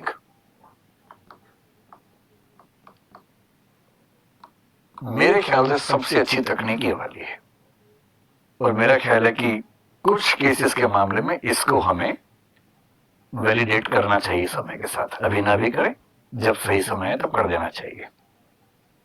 भारत दुनिया का वो देश है जिसने दुनिया के इतिहास में पहली बार इस टेस्ट के बेस पे एक व्यक्ति को उम्र कैद दी थी 2008 में। हालांकि बाद में वो कैंसिल हो गया। समझिए क्या टेस्ट है। देखिए, अगर मैं कहूं कि ब्रेन मैपिंग है तो एक बेसिक कंसेप्ट समझ लीजिए। आपने दो शब्द सुने होंगे, एक ईसीजी सुना होगा और एक ईईजी सुना होगा। सुना है? स्कूल कॉलेज में पढ़ाई होगा। ईसीजी की फुल फॉर्म क्या है? इलेक्ट्रोकार्डियोग्राफ। और ईईजी होता है इलेक्ट्रोइंसेफेलोग्राफ। सेफल ये शब्द जहां भी है इसका मतलब दिमाग की बात चल रही है, कार्डियो शब्द जहां भी है इसका मतलब दिल की बात चल रही है। ठीक है। ये जो लेबोरेटरीज हैं, टेस्टिंग मैकेनिज्म है ना, बहुत मुश्किल होता है ये समझना कि शरीर के अंदर क्या दिक्कतें चल रही हैं। इसलिए मेडिसिन के विकास से ज्यादा जरूरी है पैथोलॉजी में ये समझ पाना कि क्या दिक्कत चल रही है। दवाई तो बन जाएगी, पहले समझ तो है कि हो क्या रहा है इस व्यक्ति को अंदर। अच्छा, उसके अंदर क्या हो रहा है उसको देखने के लिए खोल देंगे तो फिर बंद करना मुश्किल हो जाता है। तो बिना किसी को ऑपरेट किए पता करना है कि उसके अंदर क्या दिक्कतें हैं। इसी प्रोसेस में सारी तकनीकें आती हैं, जिनका अगला स्तर एमआरआई है, सीटी स्कैन है, वो आपने सुना होगा इन सबका नाम। ईसीजी क्या होता है? ये दोनों इलेक्ट्रो से शुरू हो रहे हैं, इलेक्ट्रोकार्डियोग्राम, इलेक्ट्रोएन्सेफेलोग्राफी। हम लोग सोचते हैं कि आत्मा है, चेतना है, वो सब सोचते हैं, लेकिन न्यूरो साइंस में जितनी स्टडीज हो रही है, न्यूरो साइंस इस समय की बहुत महत्वपूर्ण साइंस है। न्यूरो साइंस का मतलब है दिमाग, ब्रेन को स्टडी करना। कुछ तो इतने इंटरेस्टिंग केसेस हैं। कुछ लोगों ने स्टडी निकाली कि ब्रेन के जो बहुत सारे पार्ट्स हैं उसमें एक पार्ट होता है प्री फ्रंटल कॉर्टेक्स, कहते हैं उस पार्ट को। और बहुत स्टडीज हुई तो पता लगा कि हमारे दिमाग के कौन से हिस्से किस चीज के लिए जिम्मेदार हैं। ये दिमाग की फोटो है, और इस दिमाग का आगे जो हिस्सा ये है इसको बोलते हैं प्रीफ्रंटल कॉर्टेक्स। अब स्टडीज बड़ी स्पष्ट हैं कि आप जो कॉम्प्लेक्स एक्टिविटीज करते हैं उसके लिए ये भाग जिम्मेदार है, और इसके अलावा जो अपराधी हैं, जो बहुत वायलेंट लोग हैं, बहुत एग्रेसिव लोग हैं, बहुत गुस्सैल, चिड़चिड़े, आक्रामक लोग, उनकी उस सारी आक्रामकता के लिए भी ये वाला भाग जिम्मेदार है। तो न्यूरो क्रिमिनोलॉजी में एक समाधान ये आया कि भाई जैसे मान लीजिए कोई व्यक्ति है, रेप किया, मर्डर कर दिया उसने किसी का, आपने 14 साल जेल में डाला उसको, जेल में 4 मर्डर कर दिए। अब जेल के कैदी भी कह रहे हैं सर इसको छोड़ दीजिए, बस इसी तरह से हमें जेल में रख लीजिए और इसको छोड़ दीजिए। आप एकांत कारावास में रखेंगे तो उसके फंडामेंटल राइट्स खत्म होते हैं। तो अमेरिका में 1930s के आसपास से एक प्रयोग चला, वैसे 1870s के आसपास से हो गया था शुरू। लोबोटॉमी एक सर्जरी होती है, ल्यूकोटमी भी कहते हैं उसको, दोनों नाम चलते हैं।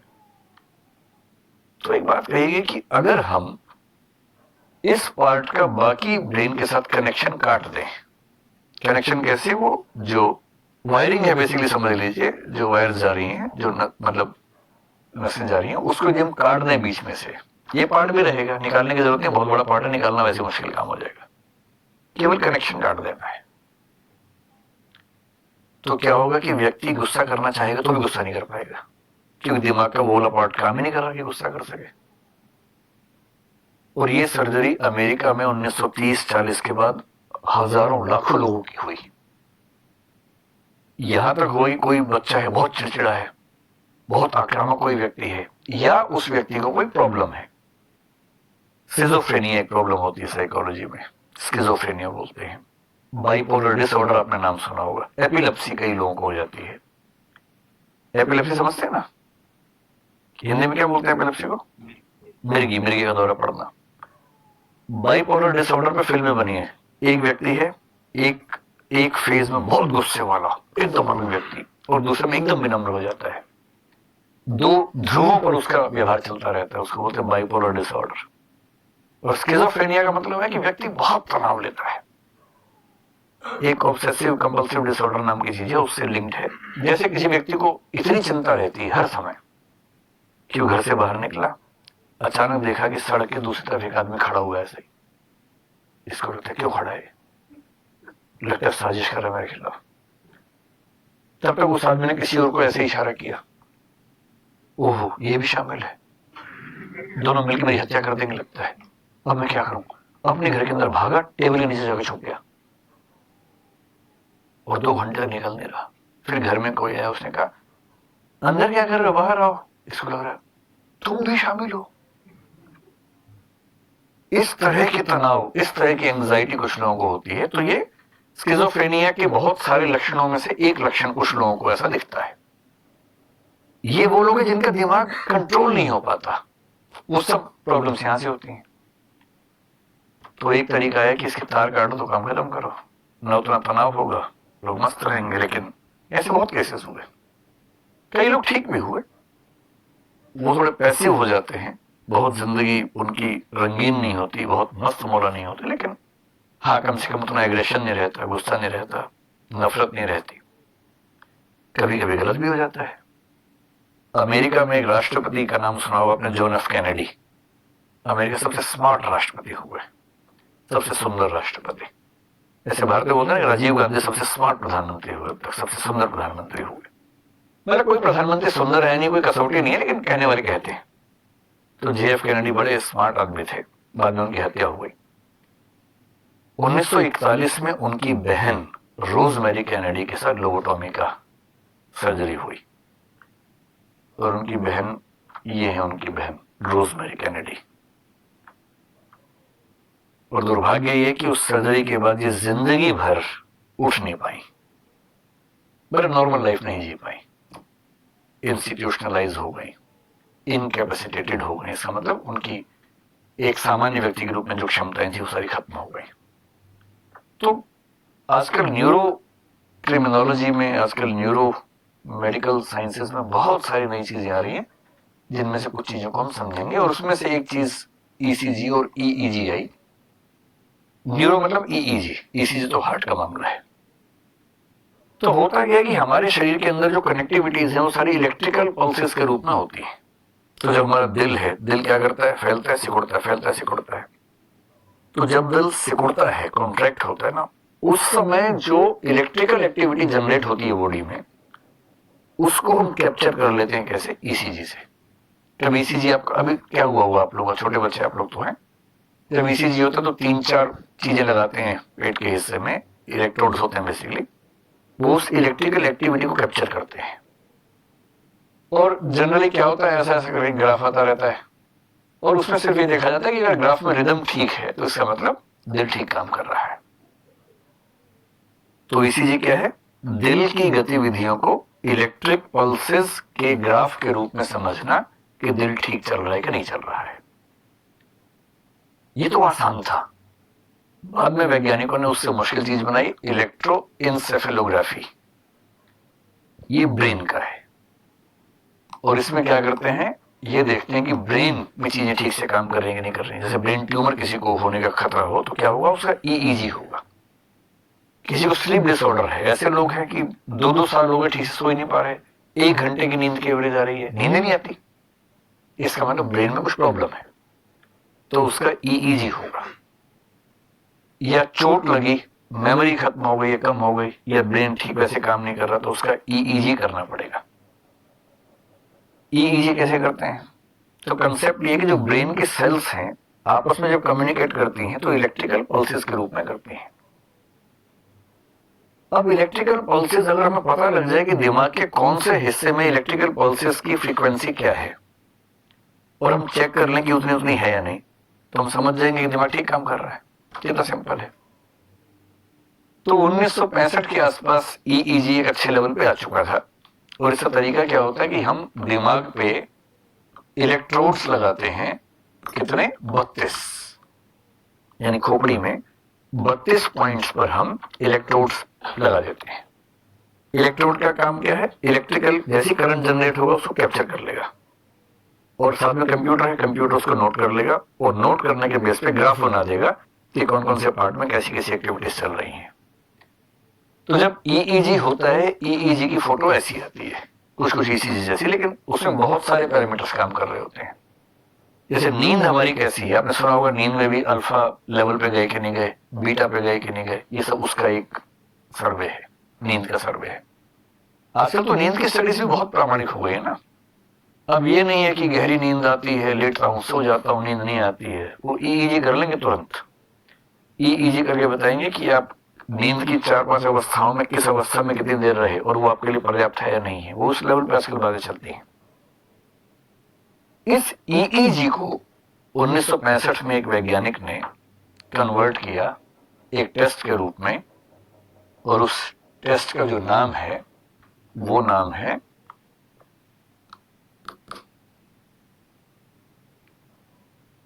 Brain electrical activation profile, बीईएपी। ये पहला एक्सपेरिमेंट था अपराध को समझने के लिए, ब्रेन इलेक्ट्रिकल एक्टिवेशन प्रोफाइल।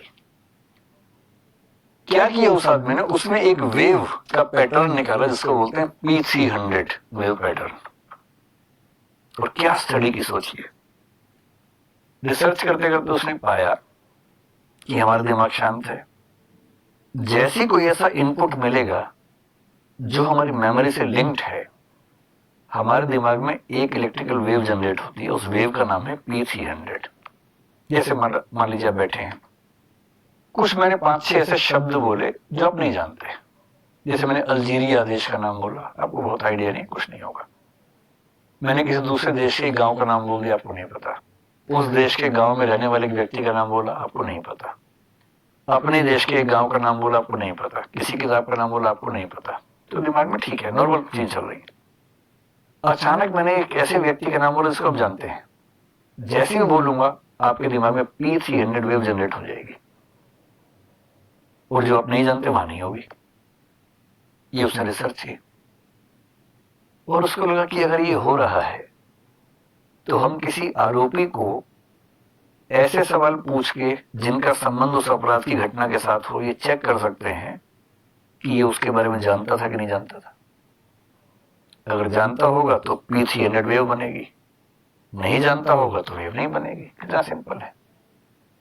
और इस टेस्ट का नाम रखा गया BEAP, और भारत में एक वैज्ञानिक ने इसको थोड़ा सा और मॉडिफाई किया, उसका नाम रखा BEOS, brain electrical oscillation signature बोलते हैं इसको।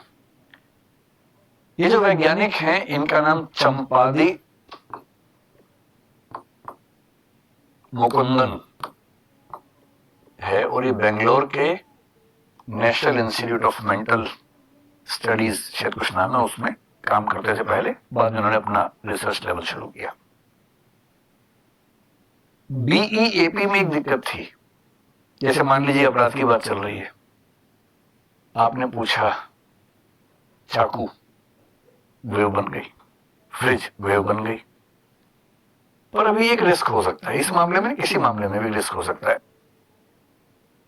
मान लीजिए कि मैं अपराधी था, वेव बनेगी मेरे दिमाग में। मान लीजिए कि मैं अपराधी नहीं हूं, मैंने किसी को बताया था कि मैं क्या कर रहा हूं, जानकारी उसको भी है, उसके सामने सवाल किया, वेव बन गई उसके अंदर भी। तीसरा व्यक्ति, उसने अखबार में पढ़ा था, जानकारी थी, वेव बन गई उसके अंदर भी। तो अपराधी था या अपराध का केवल देखने वाला था, विटनेस था, या अपराध को केवल उसने कहीं से सुन लिया था, पढ़ लिया था, ये कैसे पता लगाएं? तो साबित तो नहीं हो रहा इससे। तो इन साहब ने BEOS में ये दावा किया कि हम इस डिफरेंस को भी पकड़ सकते हैं, कि इस वेव से ये पहचान सकते हैं कि इस व्यक्ति की इस वाले मामले में भूमिका केवल विटनेस की थी या इसमें इन्वॉल्वमेंट की भूमिका थी। और वो भी कैसे पहचान सकते हैं? जो वेव्स बनती हैं उनके पैटर्न के अंतर से पहचान सकते हैं। ये टेस्ट बड़ा सुपरहिट हो गया भारत में। और जब ये टेस्ट सुपरहिट हुआ, और ये होता कैसे? एकदम ईईजी के तरीके से होता है। ये देखिए, ये है, अगर कोर्ट कहती है कि ब्रेन मैपिंग करो इस केस में, तो ऐसे होगा, 32 इलेक्ट्रोड सिर पे लगाए जाएंगे। उसके बाद फिर इसमें क्वेश्चन ही पूछते हैं। इसमें व्यक्ति आंख बंद करके बैठा हुआ है, या आंख खोलते कभी भी दिखाते हैं कुछ कुछ चीजें, ना कुछ बोलना है, ना बेहोश करना है, कुछ नहीं करना है। कुछ शब्द बोलेंगे, कुछ वाक्य बोलेंगे, कुछ चित्र दिखा देंगे, कोई फिल्म भी दिखा सकते हैं सामने। इसे कुछ नहीं बोलना। ये कितनी भी ताकत लगा ले, अपने ब्रेन की वेव जनरेट होने से रोक नहीं सकता। सीधी सी बात है, तो जनरेट हो जाएगी। इसी पॉलीग्राफ में धोखा देना आसान काम है। जो नार्को है उसमें धोखा नहीं दे सकते, लेकिन उसमें मर सकता है आदमी या परेशान हो सकता है। इसमें ना धोखा दे सकता है, ना मर सकता है। इसलिए इसमें जो वैलिडेशन वाला मामला है सबसे स्ट्रॉन्ग माना जाता है। और इसका फायदा यह हुआ कि 2005-7 के आसपास दो राज्यों ने, देखिए ऐसी रिपोर्ट लगभग ऐसी आती है इसमें, 2005-7 के आसपास दो राज्यों ने, एक गुजरात और एक महाराष्ट्र, इनको समझ में आएगा कि ब्रेन मैपिंग ऐसी चीज है कि इससे अपराधियों को बहुत जल्दी हम कन्विक्ट कर सकते हैं या छोड़ सकते हैं। अगर वो साबित हो गया कि बेकसूर है तो क्यों परेशान करें, छोड़ो उसको। और यदि साबित हो रहा है कि अपराधी है तो एक प्रूफ मिल जाएगा, कम से कम टाइम बचेगा, जल्दी हम काम करेंगे अपना। तो गुजरात में एक उस समय महिला थी जिनका नाम था संतोख बेन जडेजा। पोरबंदर जो महात्मा गांधी का इलाका है वहां, जूनागढ़ के आसपास। भारत की बहुत रेयर जो महिला गैंगस्टर्स हुई उनमें से एक ये थी। अगर आप गुजरात से होंगे तो उनका नाम जरूर जानते होंगे। एक फिल्म सुनी आपने, गॉड मदर? एक बार देख लीजिए, फिल्म बहुत शानदार फिल्म है। शबाना आजमी उसमें लीड रोल में थी, पंचायती राज से लिंक्ड है। वो गॉड मदर फिल्म इनकी कहानी पे टिकी हुई है। इनको वहां के लोग गॉड मदर ही कहते हैं। एक बहुत बड़ा गैंग जिसमें मतलब कम से कम 100 लोग गैंग में शामिल थे। 14 मर्डर्स का आरोप इनके ऊपर लगा हुआ था, 500 और केसेस के आरोप थे। परिवार में भी कई लोगों की हत्याओं के आरोप लगे। तो वहां के लोगों को लगने लगा था कि भाई कुछ सीरियस होना चाहिए। बाद में इनको वहां से बेदखल कर दिया था, राजकोट में शिफ्ट किया गया था। अब इनकी मृत्यु हो गई। तब अंत में जूनागढ़ की अदालत ने 2007 जून की बात है, आदेश दिया कि इनका ब्रेन मैपिंग होना चाहिए। बहुत इंटरेस्टिंग बात है, 2000 में नेशनल ह्यूमन राइट्स कमीशन, इसका नाम सुना है? एनएचआरसी का नाम है ना। एनएचआरसी ने 2000 में कहा था कि बिना परमिशन के पॉलीग्राफ नहीं हो सकता किसी का। अब इसे दोनों व्याख्याएं हो सकते हैं कि पॉलीग्राफ के लिए कहा था, इसके थोड़ा कहा था। दूसरा ये कि इस तरह के हर टेस्ट के बारे में कहा था। तो जूनागढ़ की अदालत ने आदेश दिया कि आपका ब्रेन मैपिंग टेस्ट होगा, लेकिन एक टाइम दिया 15-20 दिन का कि अगर आप हाई कोर्ट जाके अपील करना चाहें तो कर लीजिए। फिर ये वहां से हाई कोर्ट चली गई। पहले जूनागढ़ कोर्ट में था, सेशन कोर्ट में। हाई कोर्ट ने भी कहा कि अदालत का फैसला एकदम ठीक है, आपका ब्रेन मैपिंग टेस्ट होगा, लेकिन इतना टाइम दे रहे हैं, चाहे तो सुप्रीम कोर्ट में अपील कर दीजिए। तो सुप्रीम कोर्ट चली गई। इनका टेस्ट हुआ नहीं, क्योंकि सुप्रीम कोर्ट ने कई मामले मिला के, इसके साथ साथ और कई मामले मिला के 2010 में एक फैसला दिया जिसको बोलते हैं सेल्वी का फैसला, जो इस मामले में सबसे महत्वपूर्ण फैसला है। और उसमें सुप्रीम कोर्ट ने मना कर दिया कि आप किसी को टेस्ट के लिए कंपल्शन नहीं कर सकते। तो गुजरात सरकार तैयार थी, एकदम मूड में थी कि टेस्ट करवा के मानेंगे। लेकिन महाराष्ट्र सरकार और आगे बढ़ गई, क्योंकि ये संतोख बेन तैयार हुई नहीं टेस्ट करवाने के लिए। तो इसी पे झगड़ा चलता रहा, टेस्ट होगा कि नहीं होगा। पर महाराष्ट्र में जो एक शहर है पुणे, वहां एक ऐसा केस हुआ जो दुनिया का पहला केस है जिसमें ब्रेन मैपिंग के बेस पे सजा दी गई किसी व्यक्ति को। दुनिया का, मैं भारत की बात नहीं कर रहा हूं, ये दुनिया का पहला केस था। केस बहुत इंटरेस्टिंग है, लेकिन क्योंकि वो सब लोग अभी जीवित हैं तो हम उनके सम्मान से क्यों खेलें, तो मैं नाम थोड़ा चेंज करके बताता हूं आपको। एक लड़की थी 24-25 साल की, उसका नाम समझ लीजिए कि ए था। एक लड़का था, उसका नाम समझ लीजिए कि यू था। एक और लड़का था, समझ लीजिए उसका नाम पी था। ठीक, तो ए और यू देश के एक ही राज्य से थे। मैं राज्य का नाम भी नहीं बोल रहा फिलहाल, बहुत मन करे क्लास के बच्चों पे से पूछ लीजिएगा, बता दूंगा सर। तो एक ही राज्य से थे, प्रेम करते थे, इनकी फैमिलीज मान गई, एंगेजमेंट भी हो गई कि ठीक है शादी करेंगे, पर अभी छोटे हैं, पढ़ाई लिखाई कर ले, बाद में शादी कर देंगे। तो ये दोनों बच्चे एमबीए करने के लिए पुणे आए, पढ़ने लगे, और ये तय था कि शादी करेंगे आगे चल के। ये जो मिस्टर पी हैं, ये भी एमबीए करने के लिए पुणे आए, और ये आए थे देश के किसी और हिस्से से, मैं क्यों शहर का नाम लिखूं, देश के किसी और हिस्से से आए थे, ठीक। ये भी वहां पढ़ने आए थे, एक ही क्लास में थे। जैसा फिल्मों में होता है वैसे ही हो गया। जो मिस ए हैं, कहते हैं कि इनको धीरे धीरे लगा कि नहीं, मेरे लिए सही जीवन साथी मिस्टर पी होंगे, यू नहीं होंगे। तो ए और पी में प्रेम हो गया। भैया आपने एग्जांपल दिया, अगर एक ऐसी सिचुएशन हुई कि पुलिस ही अगर उसमें मिली हुई है और नार्को में हमें तो होश है नहीं, तो अगर हमारे फिंगरप्रिंट लेके या कोई भी वेपन लेकर अगर खुद पुलिस ने उस वेपन को वहाँ पे दफनाया हो, तो उसकी क्या जस्टिफिकेशन रहेगी अगर पुलिस आगे जो है कोर्ट के ऊपर जाती है? तो मतलब भारतीय कानून व्यवस्था में ना अपराधी साबित करना बहुत मुश्किल काम है, बेकसूर साबित होना बहुत आसान काम होता है, ठीक है।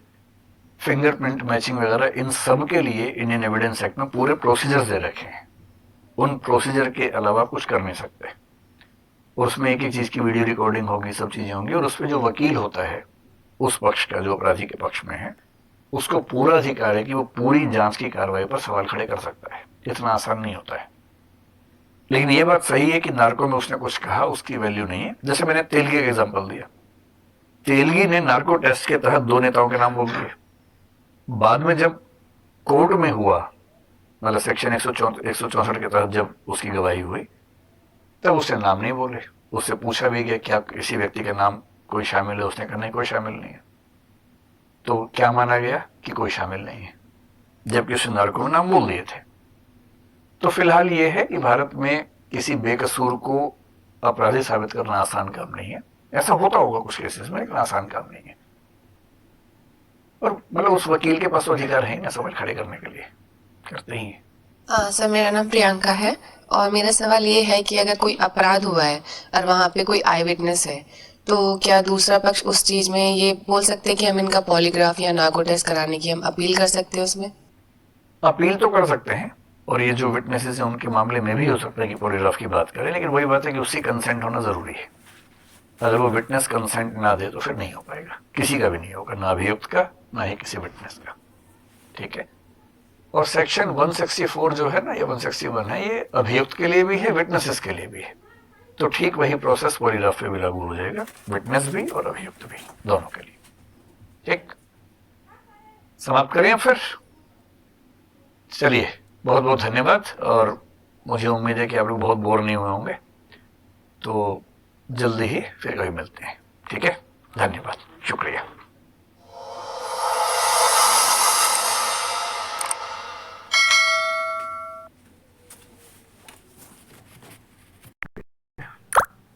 तो यूं ने अपने पेरेंट्स से कहा, दूसरे पेरेंट्स से कहा कि क्या खेल चल रहा है मेरे साथ।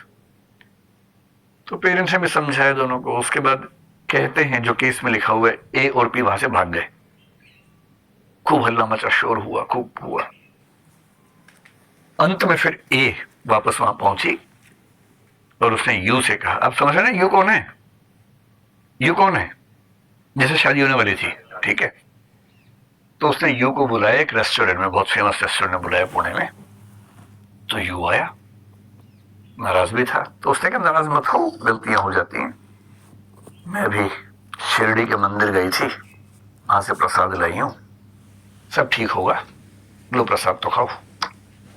तो उसने प्रसाद खाया। आरोप है कि प्रसाद में आर्सेनिक मिला हुआ था, और इतना ज्यादा मिला हुआ था कि प्रसाद खाने के कुछ सेकंड्स के बाद उस व्यक्ति को दिक्कत हुई और कुछ मिनटों में उसकी मृत्यु हो गई।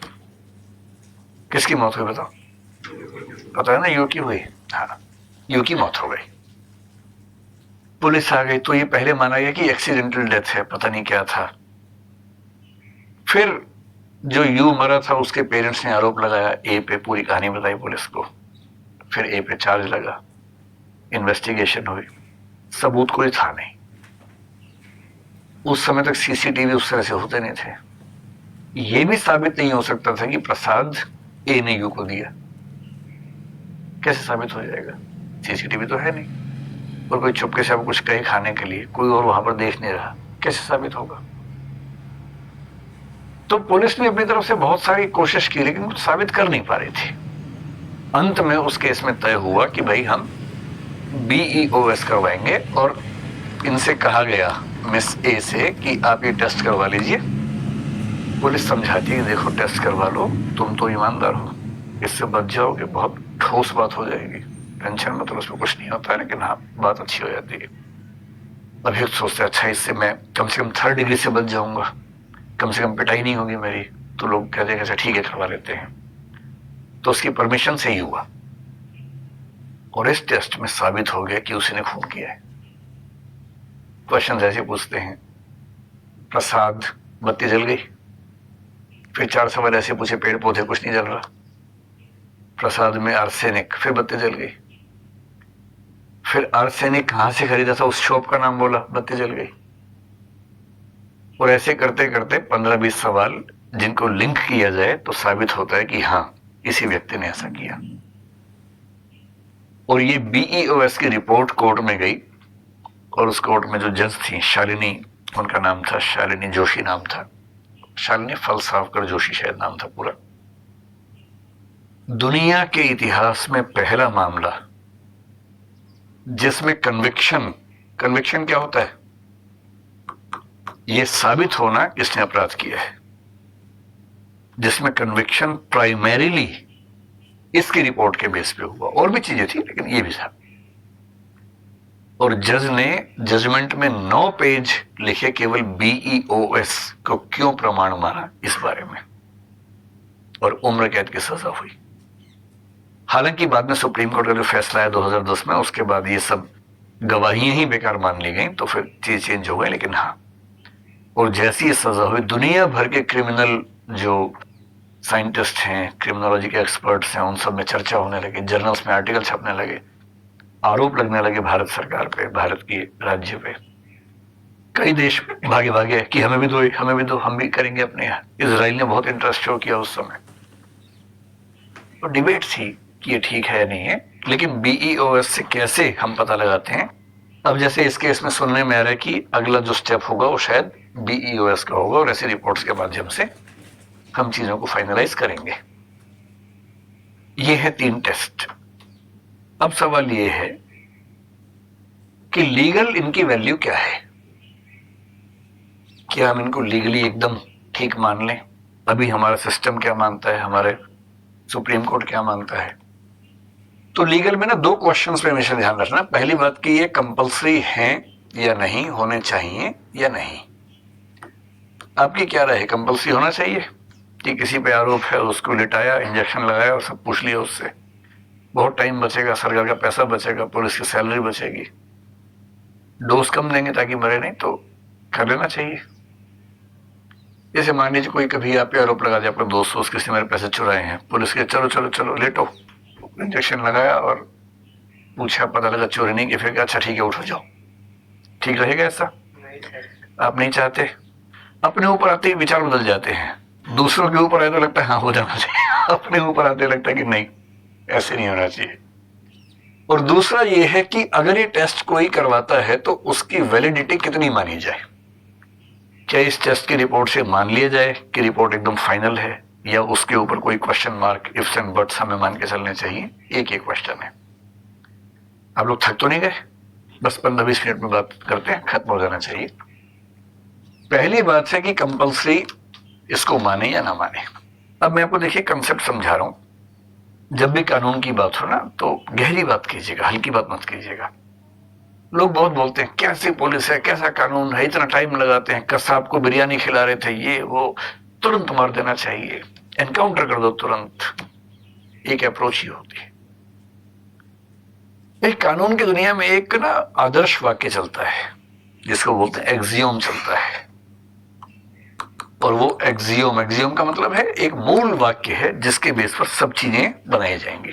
सबसे मूल सिद्धांत क्या है? एक व्यक्ति था, यहूदी दार्शनिक था, मोजेस मेमोनाइट्स कहते हैं उस व्यक्ति को। शायद आपने इसका नाम कभी सुना हो, नहीं सुना तो इसका वाक्य तो सुना ही होगा जो मैं बोलूंगा आपके सामने अभी। इनका वाक्य है, कई लोग बोलते हैं पर इनके नाम से उस वाक्य को जानते हैं। वो वाक्य ये है कि 1000 अपराधी बेशक छूट जाएं, आगे क्या है? हाँ वही, एक भी निर्दोष को सजा नहीं मिलनी चाहिए। ये कानून की समस्या पता है क्या है? आप कितनी भी कोशिश करेंगे, कई अपराधी इतने चालाक हैं कि छूट जाते हैं, कई बेकसूर ऐसे कि फंस जाते हैं। हम चाहते हैं ऐसी स्थिति की एक भी बेकसूर को सजा ना हो और एक भी अपराधी ना बचे, हम तो ये चाहते हैं, पर ये हो नहीं सकता। क्यों नहीं हो सकता? क्योंकि हर व्यक्ति का अपना अपना डिफेंस मैकेनिज्म है। अब हम दो में से एक तरीका लेके चल सकते हैं। पहला, एक्स ने वाई की शिकायत की कि इसने मुझे मारा, ठीक। जज क्या करेगा? जज कहेगा कि भाई मैं न्यूट्रल होके चलूंगा, फिर तो फैसला हो ही नहीं पाएगा कई बार। तो मैं एक चीज प्रिजम्पशन लेके चलूंगा। प्रिजम्पशन का मतलब है कि जज की पूर्व मान्यता क्या है, पहले से क्या मान के चल रहा है, इसको बोलते हैं कानून की भाषा में प्रिजम्पशन, पूर्व मान्यता। तो हमारा लीगल सिस्टम हो, अमेरिका का हो, यूरोप का हो, इंग्लैंड का हो, दुनिया के किसी भी सभ्य देश का हो, वो सब मानते हैं कि हम ये मान के चलेंगे कि जो शिकायत है वो झूठी है, जिसके खिलाफ शिकायत है वो बेकसूर है। हाँ, अगर साबित हो गया तो अपराधी मान लेंगे, जब तक साबित नहीं होगा तब तक इसको अपराधी नहीं मानेंगे, बेगुनाह मानेंगे। अब इससे क्या है, शिकायत करने वाले को साबित करना पड़ेगा, साबित नहीं हो पाए तो छूट जाएगा। इससे बहुत सारे अपराधी छूट जाते हैं। दूसरा रास्ता क्या है कि शिकायत हुई और जज ने कहा हम मान के चल रहे हैं कि अपराध किया है भाई तूने, क्योंकि शिकायत की इन्होंने, तू साबित कर दे कि अपराध नहीं किया तो ठीक, वरना टांग देंगे। इससे क्या होगा, अपराधी एक भी नहीं छूटेगा, लेकिन बहुत सारे बेकसूर भी टंग जाएंगे। तीसरा रास्ता है नहीं। तो भारत की सरकार, भारतीय कानून व्यवस्था क्या करती है, सामान्य मामलों में यह मान के चलती है कि जब तक अपराध साबित ना हो तब तक बेगुनाह है, साबित होगा तो सजा देंगे। महिलाओं के मामले में, वंचित वर्गों के मामले में थोड़ा सा लिबरल है कि अगर इसने शिकायत की है तो कुछ हद तक मान लेते हैं कि शिकायत सही होगी, लेकिन फिर भी स्कोप मिल जाता है कि हाँ साबित कर दोनों पक्ष। आप इसको चेंज करना चाहेंगे या ये तरीका ठीक है? मतलब जब तक साबित ना हो तब तक बेगुनाह मानना ठीक है या गलत है? खुद को रख के देखना वहां पर कि किसी ने आपके खिलाफ शिकायत कर दी कुछ भी, कि कल रात को ये सड़क पर तलवार लेके घूम रहा था और मैं पास से निकला से मेरी उंगली काट दी और दिखाया उंगली कटी हुई है, कहीं और कटी हो क्या पता, आरोप लगा दिया। अब पुलिस कह रही है भैया अब तो तुम 5 साल के लिए जेल गए, या तो साबित करो तलवार से तुमने नहीं मारा। अब क्या, मैं कैसे साबित करूं, मैं सो रहा था उस समय। ना साबित करो वरना जेल जाना पड़ेगा। और दूसरा क्या है, भाई तूने शिकायत की, तू साबित कर, पहले साबित करेगा तो जेल भेजेंगे, वरना हम इसको बेगुनाह मानेंगे। क्या तरीका ठीक है इनमें से? जब तक साबित ना हो बेगुनाह मानेंगे। इसी बेस पर वो सिद्धांत बनता है कि 1000 अपराधी भले छूट जाएं, एक भी निर्दोष को सजा नहीं होनी चाहिए। और इसलिए कानून की दुनिया में हम किसी भी अभियुक्त के मामले में ये प्रिज्यूम करते हैं कि वो दोषी नहीं है। हाँ, साबित हो गया तो दोषी होगा और सजा भी मिलेगी, लेकिन साबित होना जरूरी है। अब हमारे संविधान निर्माताओं के सामने यह संकट था, और वो संकट होता ही जैसे मैंने आपको नॉर्थ कोरिया के नाम से कहानी सुनाई। अगर पुलिस साबित करने पे आ जाए तो साबित तो हो ही जाता है। तो हमारी कानून व्यवस्था ने, जो कि उस समय हमारे संविधान की बहुत सारी बातें ऐसी हैं जो 1935 के एक्ट में थी, इंग्लैंड के सिस्टम में थी, आईपीसी हमारा, सीआरपीसी हमारा, इंडियन एविडेंस एक्ट हमारा, ये सब उस समय की अंग्रेज शासकों ने बनाए जो इंग्लैंड के सिस्टम से मिलता जुलता था। जगह जगह इस बात की सावधानी रखी गई कि कहीं पुलिस 3rd डिग्री का इस्तेमाल करके लोगों को मजबूर न कर दे अपने अपराध मानने के लिए जो उन्होंने किए भी ना हो। तो उनको बचाना बहुत जरूरी है। तो हमारे संविधान में, संविधान क्या है? संविधान का मतलब है सबसे महत्वपूर्ण और सबसे बुनियादी कानून जिस पर देश चलता है। बाकी भी कानून है, पर बाकी कानून उसके नीचे है, उसके अनुसार चलते हैं। लेकिन सबसे महत्वपूर्ण जो कानून होता है उसको बोलते हैं संविधान या कॉन्स्टिट्यूशन।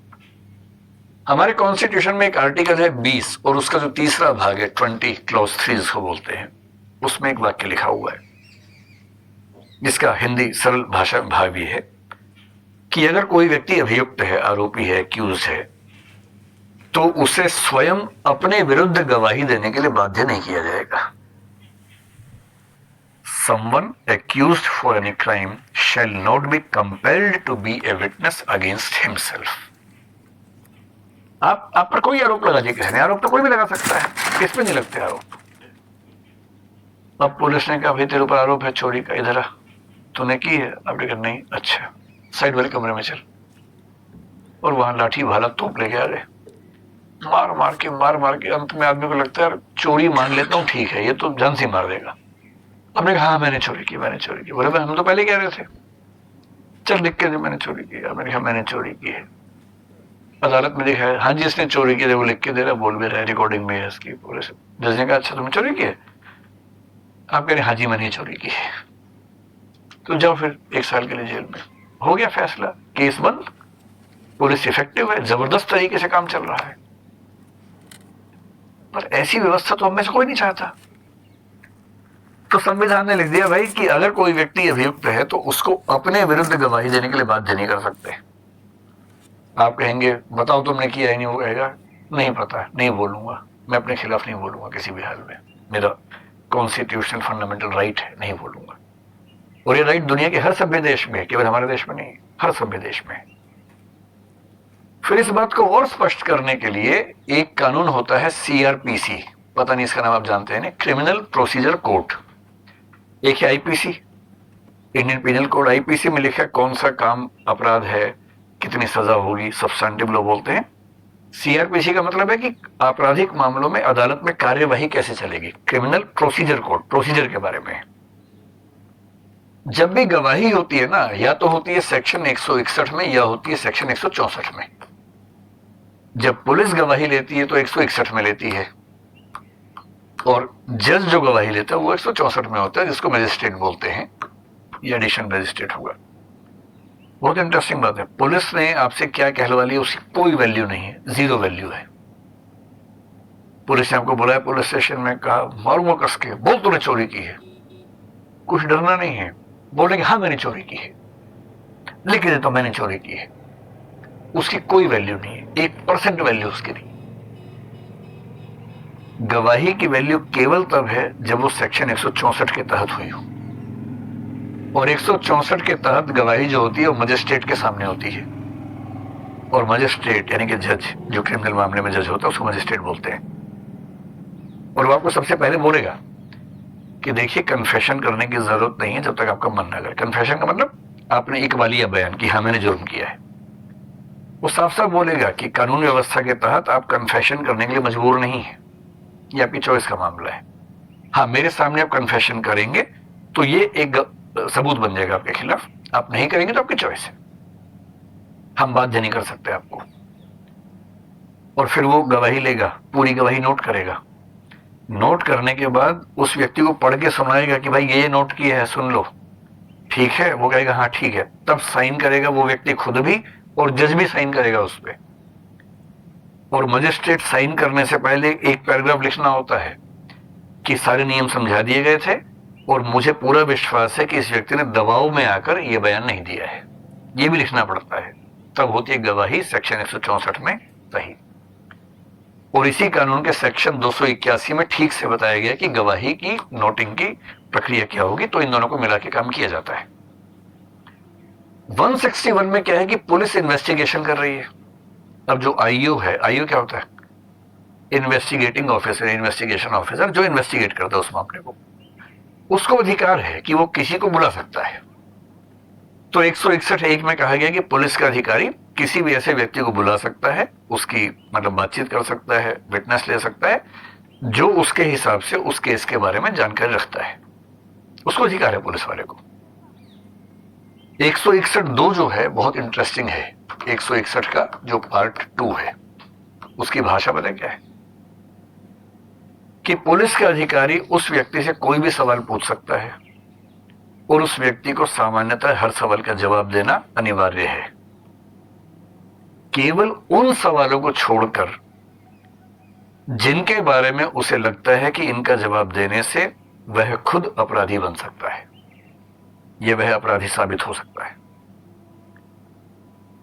आप सवाल का जवाब देंगे, देना पड़ेगा, लेकिन जिस सवाल के जवाब से आपको लगता है कि मैं फंस रहा हूं, आप कह सकते हैं कि मैं इसका जवाब नहीं दूंगा। और इसी बात पर एक महिला हुई जिसका नाम था नंदिनी सतपथी। इनका नाम पता नहीं आपने सुना या नहीं। उड़ीसा की मुख्यमंत्री थी ये इमरजेंसी के समय। 1978 में केस हुआ इनका और इन्होंने क्या किया, पुलिस ने सवाल पूछे 161 के तहत, हर सवाल पे चुप, कोई जवाब नहीं।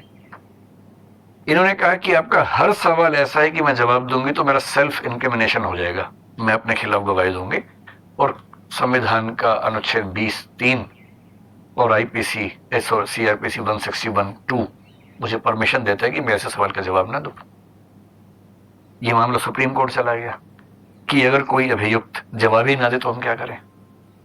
तो सुप्रीम कोर्ट ने इस केस में माना इनकी बात को कि राइट टू साइलेंस हमारे पास है और यदि पुलिस हम पर दबाव डाले तो हम चुप रहने का अधिकार है। हम कह सकते हैं कि हम चुप रहेंगे क्योंकि 20 क्लॉज 3 और 161 क्लॉज 2 के तहत यह अधिकार बनता है।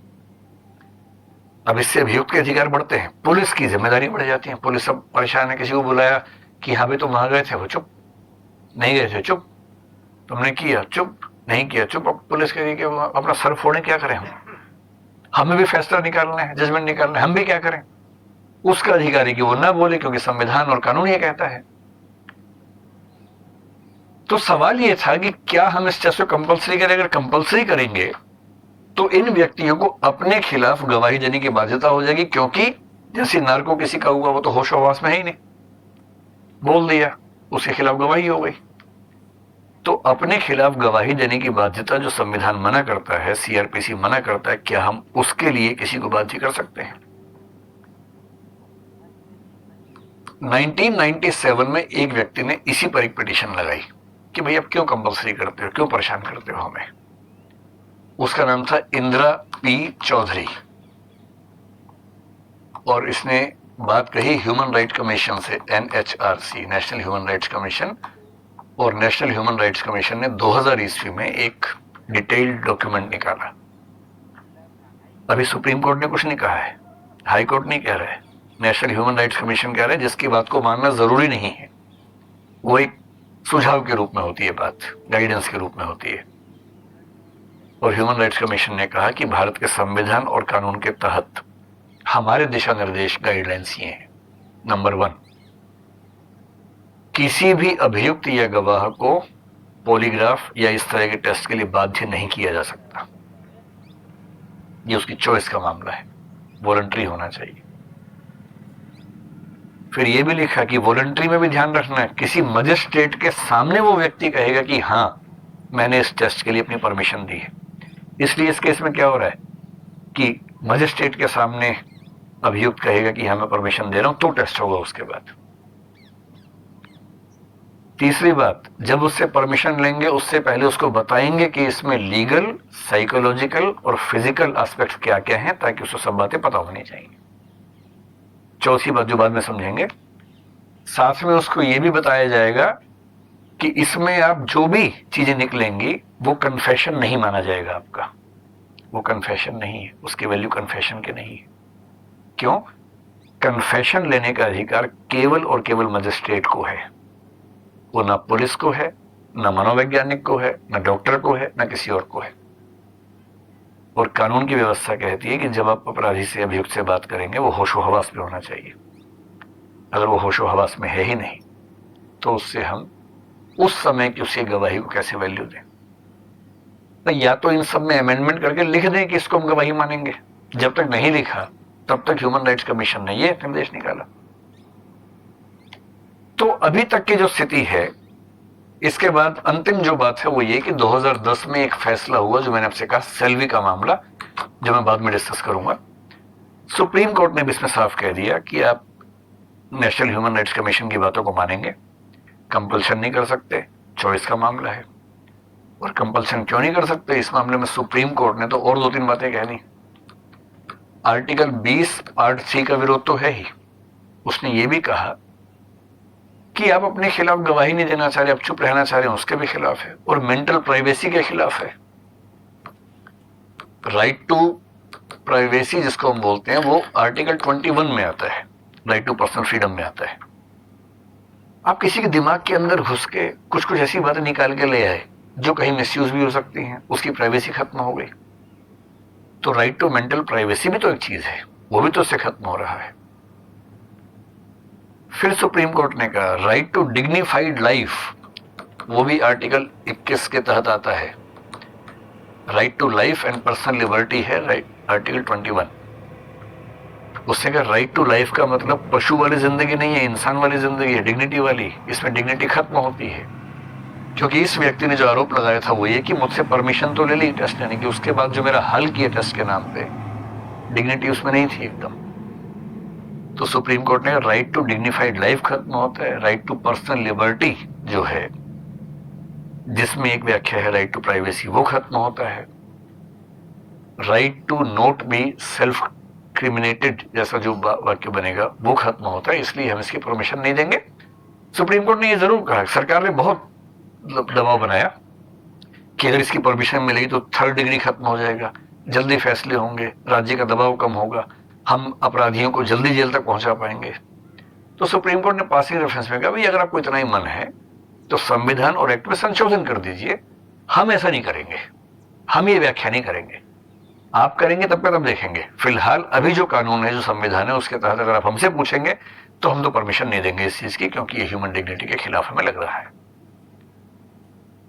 दूसरी बात जो इसमें आती है वो ये कि अगर किसी ने टेस्ट करवा लिया, टेस्ट कई लोग करवा लेते हैं, कई बार तो ये भी होता है कि जैसे कोई व्यक्ति फंस गया जबकि वो गलत नहीं था, वो खुद बोलता है कि नार्को करवाइए, मेरा ब्रेन टेस्ट करवाइए, ब्रेन मैपिंग करवाइए, क्योंकि उसको पता है कि ये होगा तो मैं बेकसूर साबित हो जाऊंगा।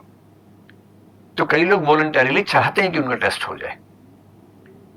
तो अगर किसी का टेस्ट हो तो उसकी एडमिसिबिलिटी होगी या नहीं होगी, एक सवाल ही उठता है।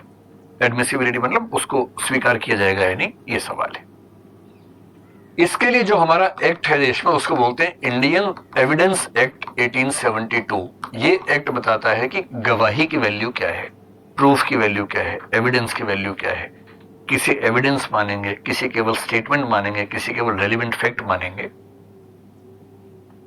इसके एक प्रोविजन का प्रयोग करते हुए सुप्रीम कोर्ट ने बड़ी अच्छी व्याख्या की सेल्वी के मामले में। और वो व्याख्या क्या है, ये सेल्वी का मामला है 2010 का, मई 5 मई 2010 सबसे महत्वपूर्ण फैसला माना जाता है इस मामले में। 3 जजेस की बेंच ने दिया था फैसला। एविडेंस एक्ट में एक है सेक्शन 25, एक है 26, एक है 27। सुप्रीम कोर्ट ने 27 के तहत इसकी व्याख्या की। बहुत ध्यान देने की बात है ये, इसको समझ लेंगे तो आपको भी कानून का आइडिया रहेगा। और कानून ऐसी चीज है, मेरे ख्याल से देश के हर व्यक्ति को पढ़ना ही चाहिए। अपने अधिकार पता हो, अपनी जिम्मेदारियां पता हो, बिना बात के कोई दबाव ना बना सके। कानून की पढ़ाई करने के बाद कोई दबाव नहीं बना सकता आपके ऊपर।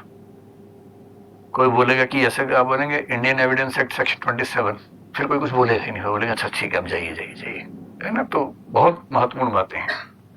और कुछ लोगों ने इसकी व्याख्या में 2 सेक्शंस की बात की, 45, 45A। इनमें से 2-2 मिनट की बात समझ लीजिए, इसके साथ ही ये बात पूरी हो जाएगी।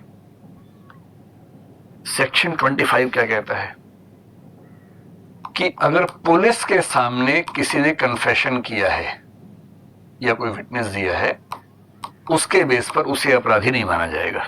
एकदम साफ लिखा हुआ। हमेशा ध्यान रखना है, ईश्वर ना करे कभी आप कहीं फंस जाएं और कोई पुलिस का व्यक्ति टॉर्चर करे। हालांकि पुलिस के लोग भी अब ध्यान रखते हैं इस बात का, लेकिन मान लीजिए कोई ऐसा व्यक्ति हो टॉर्चर करे, लिख कागज पे कि तूने खून किया है, लिख कागज पे। एकदम मत डरना, उस समय उससे बचने के लिए लिख देना बेशक। अब आपको लग रहा है कि नहीं लिखूंगा तो मार मार के लहूलुहान कर देगा मुझे, तो आप कहेंगे हाँ लिख देता हूँ। क्या क्या लिखना है बताओ, किस किस का मर्डर के नाम बताओ, सबकी लिस्ट बनाओ।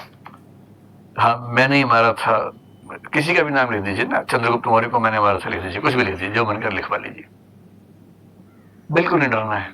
हमेशा ध्यान रखना, सीआरपीसी सेक्शन 161 और इंडियन एविडेंस एक्ट सेक्शन 25, रत्ती भर वैल्यू नहीं। पुलिस के सामने अगर कोई आपने ऐसा बयान दिया जिससे आप इनक्रिमिनेट हो रहे हैं, आप अपराधी बन रहे हैं, उसकी वैल्यू नहीं है। बाकी बयान की वैल्यू है, इसकी वैल्यू नहीं। फिर 26 में क्या कह रहे हैं, कोई ऐसा बयान जो पुलिस कस्टडी में रहते हुए दिया गया हो, उसकी भी वैल्यू नहीं है इस मामले में। पुलिस कस्टडी है, पुलिस ने एक घर में बिठा दिया, पुलिस वाला बोला मैं तो बाहर जा रहा हूं, ध्यान रखियो, ठीक से बयान दे दियो, बयान किसी और ने लिया, इसकी भी कोई वैल्यू नहीं है, क्योंकि ये व्यक्ति पुलिस कस्टडी में है। पुलिस कस्टडी के अंदर बयान की वैल्यू केवल तब होगी जब वो बयान मजिस्ट्रेट ने लिया हो, अन्यथा उस बयान की कोई वैल्यू नहीं है यदि उससे व्यक्ति खुद अपराधी साबित हो रहा हो। अब सुप्रीम कोर्ट का सिंपल कहना है कि भाई पुलिस कस्टडी में ये नार्को भी हो रहा है, पुलिस कस्टडी में ब्रेन मैपिंग भी हो रहा है, तो 25-26 के तहत कैसे वैल्यू मानेंगे उसकी? हम नहीं मान सकते। फिर सवाल है कि पुलिस करवा क्यों रही है इतना सारा, इतना तामझाम, इतना टीवी मीडिया हो क्यों रहा है सब? इसकी वजह है सेक्शन 27, और सेक्शन 27 एक तरह से एक्सेप्शन है 25 और 26 का। यानी 25-26 की बातें अपनी जगह है, लेकिन ऐसा हुआ तो 27 लागू हो जाएगा। और 27 लागू होने का मतलब क्या है? वो कहता है कि मान लीजिए पुलिस ने इन्वेस्टिगेशन की और किसी ने कुछ कहा जिससे वो अपराधी साबित हो रहा है, तो उस बात की वैल्यू तो एकदम नहीं है। लेकिन अगर उसने कुछ बात कही और पुलिस ने उसके बेस पे कुछ फैक्ट्स निकाले और आगे बढ़कर अपने रिसर्च से कुछ ऐसे फैक्ट्स निकाल लिए जिनसे साबित होता है कि ये व्यक्ति अभियुक्त है, अपराधी है, तो उन फैक्ट्स की वैल्यू मानी जाएगी, उनको एडमिसिबल माना जाएगा, उनको प्रूफ के रूप में, एविडेंस के रूप में स्वीकार किया जाएगा। सिंपल मतलब क्या समझ लीजिए, इस केस में जैसे आफ्ताब केस, मान लीजिए नार्को टेस्ट हुआ, नार्को टेस्ट में उसने कहा कि हाँ मैंने खून किया था, इसकी कोई वैल्यू नहीं है, इसके बेस पे अदालत स्वीकार नहीं करेगी। लेकिन नार्को टेस्ट में मान लीजिए पुलिस ने पूछा कि चाकू कहां रखा, उसके मुंह से निकल के चाकू तालाब के अंदर डाला था, और सिर का जो हिस्सा वो कहां रखा, वो मैंने उस खेत में दबाया था। अब हाँ मैंने मारा था, इसकी वैल्यू नहीं है, लेकिन उसने सिर बता दिया कहां है, चाकू बताया कहां है, पुलिस ने टीम भेज के चाकू रिकवर कर लिया, और उस नाइफ पे उसके हाथ के निशान मिल गए, फिंगरप्रिंट्स मिल गए। अब नाइफ और फिंगरप्रिंट्स जो हैं, ये अपने आप में एक एडमिसिबल एविडेंस बन सकता है। बात समझ पा रहे हैं? नार्को, पॉलीग्राफ या ब्रेन मैपिंग में कुछ ऐसे रिजल्ट्स आए जिससे साबित हो रहा है कि इस व्यक्ति ने अपराध किया है, इसकी अपने आप में वैल्यू नहीं मानी जाएगी। लेकिन उन टेस्ट के अंदर जो बातें मिली, उनके बेस पे कोई और तथ्य पुलिस ने ढूंढ लिया और उस तथ्य से साबित हो गया कि अपराधी है, तो उसकी वैल्यू मानी जाएगी। और ये बात इंडियन एविडेंस एक्ट के सेक्शन 27 में लिखी है। सुप्रीम कोर्ट ने सेल्वी मामले में इस सेक्शन का उल्लेख किया है कि हम 27 के तहत इसकी व्याख्या करेंगे, 25-26 में नहीं करेंगे। स्पष्ट हुई? कुछ लोग मानते हैं कि सेक्शन 45 और 45A में भी इसकी एक छोटी सी व्याख्या हो सकती है। 45 क्या है? कोई केस चल रहा है, किसी एक्सपर्ट की जरूरत है, मान लीजिए हैंड राइटिंग किसी की दिख गई है, अब हैंड राइटिंग एक्सपर्ट बताएगा कि हैंड राइटिंग मैच हो रही है कि नहीं हो रही है। कभी कोई साइंटिफिक एक्सपर्ट हो सकता है, कोई डॉक्टर हो सकता है, कोई इलेक्ट्रॉनिक्स एक्सपर्ट हो सकता है, जो जज नहीं जानता उस चीज को। तो सेक्शन 45 कहता है कि किसी केस के निपटारे के लिए यदि जज को किसी एक्सपर्ट की जरूरत हो तो उस एक्सपर्ट से राय ली जा सकती है, और उस एक्सपर्ट की राय को क्या माना जाएगा? रेलिवेंट फैक्ट माना जाएगा। वो एविडेंस नहीं है, लेकिन रेलिवेंट फैक्ट है। इसका मतलब जजमेंट करते हुए इसका भी एक ठीक ठाक वेटेज हो सकता है, लेकिन ये अपने आप में पर्याप्त नहीं होगा, एडिक्वेट नहीं होगा। और 45A में इलेक्ट्रॉनिक एक्सपर्ट्स की बात है, जो इलेक्ट्रॉनिक्स के बारे में, डेटा के बारे में, डेटा किसी भी फॉर्म में हो, पेन ड्राइव में हो, मेल के रूप में हो, किसी भी फॉर्म में हो, उसके एक्सपर्ट की बात है। तो पूरी बात का सार क्या हुआ? पहली बात मैं पूछता हूं आपसे, पहली बात, क्या पॉलीग्राफ, नार्को या ब्रेन मैपिंग पुलिस अपनी मर्जी से किसी का करवा सकती है? नहीं करवा सकती। लेकिन यदि वो व्यक्ति कहे कि हाँ मैं करवाना चाहता हूँ, तो वो किसके सामने कहेगा कि हाँ मैं करवाना चाहता हूँ? मजिस्ट्रेट के सामने कहेगा। तो होगा, पहले बताएंगे उसको कि ये कन्फेशन नहीं माना जाएगा, केवल स्टेटमेंट मानी जाएगी। यदि नार्को के तहत कोई कह दे कि हाँ मैंने खून किया है, इस बात की लीगल वैल्यू है या नहीं है? कोई लीगल वैल्यू नहीं है। लेकिन यदि वो ये कह दे हाँ मैंने खून के चाकू वहां छुपाया था, और मैंने बंदूक वहां छुपाई, तमंचा वहां छुपाया, और पुलिस ने ढूंढ लिया, निशान ढूंढ लिए, फिंगरप्रिंट, उसकी वैल्यू है या नहीं? उसकी वैल्यू है। उसके बेस पे उसको कन्विक्ट किया जा सकता है। और यदि हम पॉलीग्राफ के एक्सपर्ट को या नार्को के एक्सपर्ट को या ब्रेन मैपिंग के एक्सपर्ट की राय को यूज करना चाहें, तो वो कन्फेशन होगा, एविडेंस होगा या रेलिवेंट फैक्ट होगा? रेलिवेंट फैक्ट होगा, यानी उसका भी इस्तेमाल कर सकते हैं, पर वो अपने आप में एडिक्वेट नहीं होगा। ये अभी की हमारी कानून व्यवस्था इस मामले में चल रही है। अब अंतिम बात यह है कि क्या होना चाहिए इस मामले में। यदि कोई आपसे पूछे कि भविष्य की कानून व्यवस्था हमारी कैसी हो, ये भी तो सवाल है ना, कि चेंज भी तो होता है, अमेंडमेंट्स भी होते हैं, क्या होना चाहिए? सबसे पहली बात, ऐसे मामलों में हमेशा ये काम करना चाहिए लॉ कमीशन को। लॉ कमीशन क्या होता है? एक ग्रुप होता है, कमीशन, एक आयोग होता है जो लॉ मिनिस्ट्री बनाती है। उसमें लीगल एक्सपर्ट्स होते हैं जिनका काम ये होता है देखना कि कौन कौन से कानून ऐसे हैं जिनको ठीक करना चाहिए, किनको हटा देना चाहिए, कौन से नए कानून बनाने चाहिए, और जो बनाने चाहिए इनको ड्राफ्ट पूरा बनाना, जनता से राय मशवरा करना, और उसके बाद उसको पास करवाना संसद से। ये काम लॉ कमीशन काम रिकमेंडेशन देने तक का, उसका लॉ मिनिस्ट्री करती है काम। तो लॉ कमीशन इन सारे पहलुओं पर विचार करे, और यदि बात यह है कि क्या कंपलसरी होना चाहिए या नहीं, तो सामान्य उत्तर तो मेरे ख्याल से हम सबका यही है कि कंपलसरी नहीं होना चाहिए। लेकिन देखिए, मामला केवल आम आदमी के अधिकार का नहीं है। हमें यह भी समझना है कि अगर एक खतरनाक व्यक्ति इन चीजों का फायदा उठा के बच जाए और समाज में है, तो कई और लोग भी तो खतरे में आ जाते हैं। उसका तो प्राइवेसी का राइट है, बाकियों का तो जीवन का अधिकार खत्म हो गया। एक बड़ा इंटरेस्टिंग केस 1970s के बीच का है, बड़ा मतलब बुरा केस कहना चाहिए, Amrit Singh versus state of Punjab case है। 7 साल की बच्ची का रेप हुआ और मर्डर हुआ। दूसरी क्लास की बच्ची थी जिसपे आरोप लगा, उसका नाम अमृत सिंह था। बच्ची खून से सनी हुई थी जब उसकी मौत हुई, लेकिन उसके हाथ में ना कुछ बाल थे, और ये माना गया कि जब उसका रेप हुआ तो उसने पकड़ लिया उस व्यक्ति को कस के, उसके बाल टूट के हाथ में आ गए। अब मामला ये था कि उस व्यक्ति का एक बाल का सैंपल लेके डीएनए मैच कर ले, क्योंकि डीएनए मैचिंग तो शुरू हो गई थी। और उसने कहा कि आर्टिकल 20 क्लॉज 3 के तहत मैं अपने बाल का नमूना देने को बाध्य नहीं हूं, और अदालत उससे बाल का नमूना ले नहीं पाई। सुप्रीम कोर्ट भी कुछ नहीं कर पाया इस मामले में। अब ये भी तो गलत बात है ना कि कानून का सहारा लेके बड़े बड़े अपराधी छूट जाए, और उस बच्ची के अधिकार की बात कौन करेगा जो 7 साल की जिसकी मौत हो गई। इसलिए केवल अधिकार उस व्यक्ति के नहीं है जो अभियुक्त है या जो अपराधी होने की संभावना रखता है, अधिकार तो बाकी व्यक्तियों के भी हैं। एक स्वस्थ समाज में रहना, जीवन को ठीक से एंजॉय कर पाना, वो भी तो अधिकार हम सबका है। इसलिए एक बैलेंस बीच में निकालना पड़ता है। सामान्यतः कंपल्सरी नहीं होना चाहिए, सही बात है, लेकिन 2-3 मामले ऐसे हो सकते हैं। एक हो सकता है कि बहुत ही गंभीर किस्म के अपराध हो सकते हैं, तो जो बहुत हीनस या बहुत सीरियस क्राइम्स हैं, जैसे रेप है, गैंग रेप है, मर्डर है, आतंकवाद का मामला है, टेररिज्म का मामला है, और उसमें भी ऐसे नहीं कि किसी पे शिकायत लगाई और कर दिया अरेस्ट। सीरियस क्राइम के मामले में जो प्राइमरी इन्वेस्टिगेशन है, पहले वो जज देखेगा। इसको बोलते हैं प्राइमा फेसी साबित हो रहा है कि नहीं हो रहा है। और यदि वो प्राइमा फेसी साबित हो रहा है, तो जज के पास ये राइट होना चाहिए कि वो कुछ ऐसे केसेस में, पहली बात क्राइम सीरियस हो, और दूसरी बात इतना एविडेंस जज के सामने आ चुका है कि पहली नजर में दिख रहा है कि हाँ अपराध हुआ है और इस व्यक्ति ने अपराध किया है।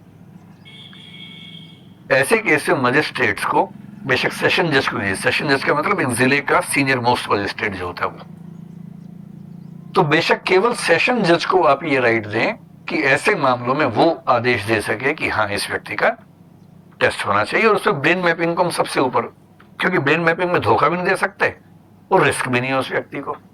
भाई नार्को में समझ में आता है कि 1000 में या लाख में एक व्यक्ति को नुकसान हो सकता है, पॉलीग्राफ में झूठ बोल सकता है, ब्रेन मैपिंग में तो वो सब हो नहीं सकता है। तो ब्रेन मैपिंग जैसे टेस्ट के लिए अनिवार्यता करें।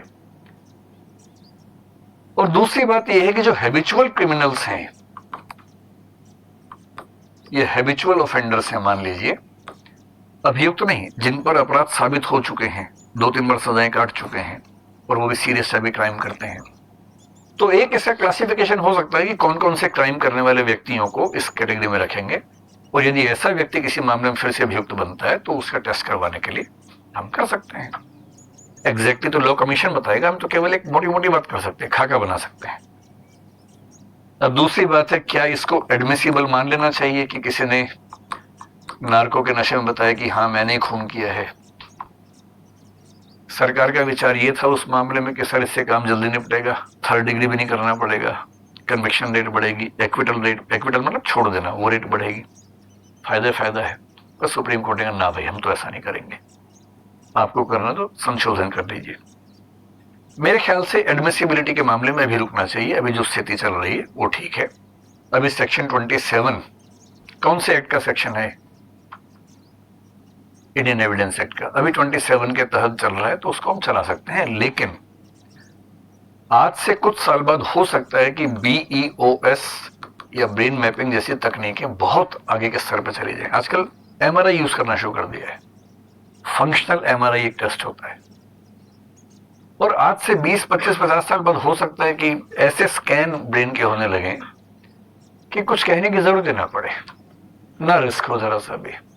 कोई अभियुक्त है, लाए MRI करवाया, रिपोर्ट आ गई अपराधी है, ये काम किया इसने, तो तब सोचेंगे। फिलहाल इस पर आगे बढ़ने से बचना चाहिए। और एक तीसरी बात ये भी है, आजकल अमेरिका में क्या हो रहा है कि पॉलीग्राफ टेस्ट का इस्तेमाल पब्लिक लेवल पे भी होता है, केवल सरकार नहीं करती है। एम्प्लॉयमेंट है, नई नौकरी देनी है, सेना में नौकरी देनी है, इंटेलिजेंस की नौकरी है, पहले उनका पॉलीग्राफ टेस्ट होता है। ब्रिटेन की एक यूनिवर्सिटी ने, यूनिवर्सिटी ऑफ कैंट उसका नाम है, KENT, उसने एक रिसर्च की और उसने एक राय दी कि अभियुक्तों पर प्रयोग हो ना हो, लेकिन जो अपराधी जेल में हैं या पैरोल पे हैं, उनका टाइमली टेस्ट अगर होता रहे पॉलीग्राफ, तो कम से कम हम ये पता लगा सकते हैं कि उनके सुधरने की गति कितनी है और क्या फिर से वो किसी ऐसी एक्टिविटी को अंजाम देने वाले हैं। तो क्यों ना हम अपराध होने से पहले ही रोक लें और केवल उन व्यक्तियों पर करें जिनके साथ, मतलब जिनके बारे में जजेस ये कहें कि हाँ इनको चेक करना जरूरी है, ताकि समाज में एक शांति बनी रहे। हो सकता है कि चल के हमें ये भी करना पड़े, लेकिन फिलहाल हमें ये मानना चाहिए कि कंपल्शन के मामले में कुछ गंभीर अपराधों में और जो बार बार अपराध करते हैं उन व्यक्तियों के लिए कंपल्सरी करने का विचार कर सकते हैं। बाकी मामलों में जो भी की स्थिति है मेरे ख्याल से वो ठीक है। तो मेरी तरफ से बात पूरी हो गई। अब आपके मन में जो भी सवाल हो अगर बचे हैं तो पूछिए। सही सवाल पूछना, वरना पॉलीग्राफ करके चेक कर लेंगे सवाल सही है गलत है, या ब्रेन मैपिंग कर लेंगे। कोई सवाल नहीं आप लोगों का? शुरू में तो बड़े उत्साह में थे कि बहुत सारे सवाल पूछेंगे, थक गए? सवाल नहीं आए मन में? थक गए बहुत ज्यादा? हाँ पूछिए भाई। सर जैसे पॉलीग्राफ टेस्ट कोई अपराधी नहीं कराना चाहता है तो वो अपराध माना जाएगा उसमें या नहीं माना? नहीं, अभी तो स्थिति ये कि अगर कोई पॉलीग्राफ के लिए मना कर दे तो फिर हम टेस्ट नहीं करवा सकते। सिविल केस में फिर भी करवा सकते हैं, क्योंकि जो आर्टिकल 20 क्लॉज 3 की छूट है केवल क्रिमिनल केसेस में है। सिविल केस में थोड़ा दबाव बना सकते हैं। जैसे आपने एक ND तिवारी का केस सुना होगा। ND तिवारी यूपी के CM थे। एक लड़का था रोहित शेखर, उसने क्लेम किया कि मैं इनका बेटा हूं। अब ये बाप बेटे का मामला सिविल मामला है, क्रिमिनल नहीं है। उसने कहा DNA टेस्ट करवाइए, मैं साबित हो जाऊंगा बेटा, मुझे संपत्ति में पता नहीं संपत्ति मांगी, जो भी मांगा, नाम शायद मांगा।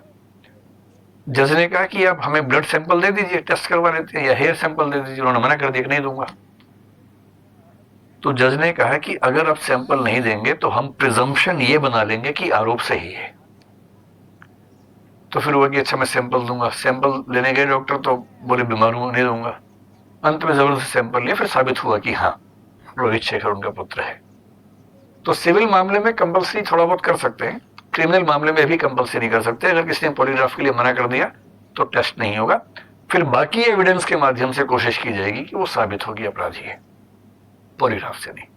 ठीक है, और बताइए। हाँ, पूछिए पूछिए पूछिए, माइक हाथ में रख लीजिए। सर मेरा प्रश्न है, आपका नाम क्या है? सर मेरा नाम सागर कटारिया है सर। सागर।